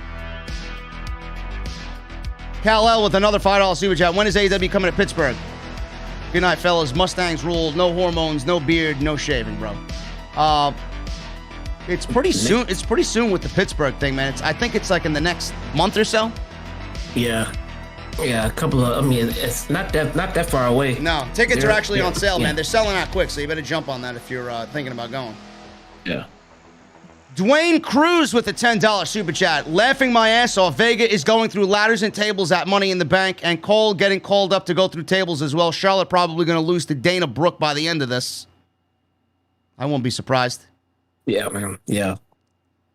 I mean, that's what WWE does, man. Petty. Charlotte's untouchable. She ain't getting fired, but she's not immune to a burial. Cole, man, I can see Bruce spray painting Cole's name on his table right now. Yep. He's done for. Nate 360 with a $4.99 super chat. Listening back, JD, just blasted your opening mix. Volume max, windows down. Feels like I'm playing Doom on the PS1 and jamming with chat. God bless, brother. I love the music at the beginning of your show, man. Shout out to McRocklin, Pilot, and Carl Casey, man. Some great fucking musicians. Dayron Sanders, $5 super chat. JD, how about I accidentally left my DVR unplugged so I miss AEW, but I saw your notifications. Will watch your playback after I found where I can watch AEW. Sorry to hear that, Dayron. Double and triple check sometimes, bro. It doesn't hurt. And Juan Vasquez with a $5 super chat. I like this format. Maybe Monday and Fridays needs this back and forth. Jesse doesn't watch Mondays. No. Sorry. And to whoever was that said they missed Dynamite because the DVR was unplugged, check the I don't know who your cable provider is, but check your on-demand service. TNT normally posts it like the next day. Yeah. Bori got skills with a $5 super chat. I want to see Cody versus Jesse in Chicago. Great show, brother. You want to see Cody versus Jesse? I could think of a couple of matches better than Cody versus Jesse. How about we get Cody and Lee Johnson with Julia Hart in their corner against Jesse and fucking what's his face there? The fucking Mountain Dew guy. The Mountain Dew guy that I posted the other day on Twitter. Oh, that fucking guy. Yeah, the fucking slob. The Ryan Satin looking fucking half-witted idiot. Over. Say again? Put me in a match with Cody. You know Cody's going over, right? Of course he is. I mean, either way, he has to go over. Yeah, and then Thunder Rosa would make a interference at the end. Oh, God. Anyway, guys, that is it. We had 1,700 watching us do super chats, man. I appreciate you guys for hanging out with me, but we got 2.5 hours into this thing. Big show tonight for AEW. Big show for Off the Script. I appreciate you guys hanging out. Jesse, any final words before we get the hell out of here? No, man, I love the turnout tonight, and for good reason, man. We had some fantastic fucking wrestling tonight, did we not, man? My boy Trevor, $4.99 super chat. Number one in the IWC tickets are going to be hard to grab for Chicago, but I cannot wait to get them. Meet you again, JD, and finally meet Jesse. Culpepper jersey, fire emoji. Shout out to Trevor as well. He just bought a Summer Scam t-shirt as well, so thank you, Trevor. Shout out to you and your pops.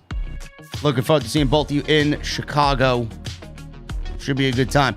Thank you guys for everything, man. Hit that subscribe button down below. Turn on the bell for all notifications. Hit that thumbs up. We got 1,200 likes, man. You guys blew the 1,000 goal away, so I appreciate you very much. Number one in the community from what I'm hearing from Hoot Media as well. We blew the numbers away. We blew everybody, all the competition away tonight in the IWC. So thank you to everybody that made that happen. Go get your Summer Scam t-shirts. Bonfire is the place. Link is down below in the description.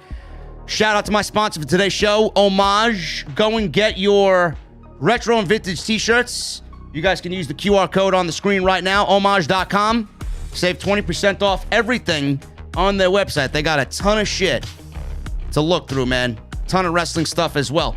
If you missed any of the wrestling content on the channel, Monday Night Raw, NXT, and then the off-the-script extra on Jimmy Uso getting arrested for a DUI. That is all on the homepage right now. Go and check that out. And do yourself a favor, man. Subscribe to my second channel. Link is down below. More JD from NY. We got some gaming stuff over there.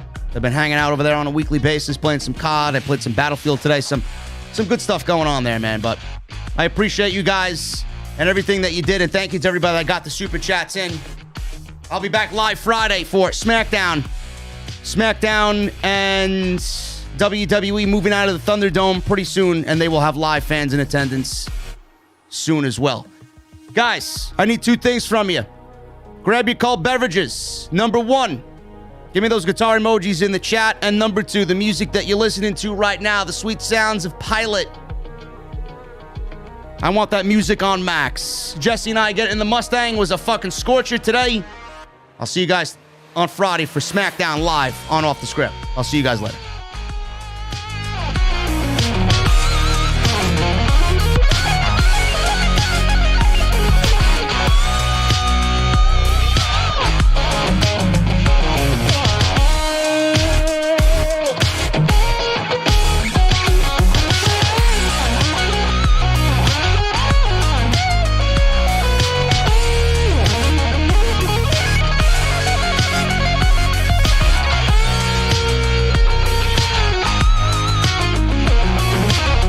Uh-huh.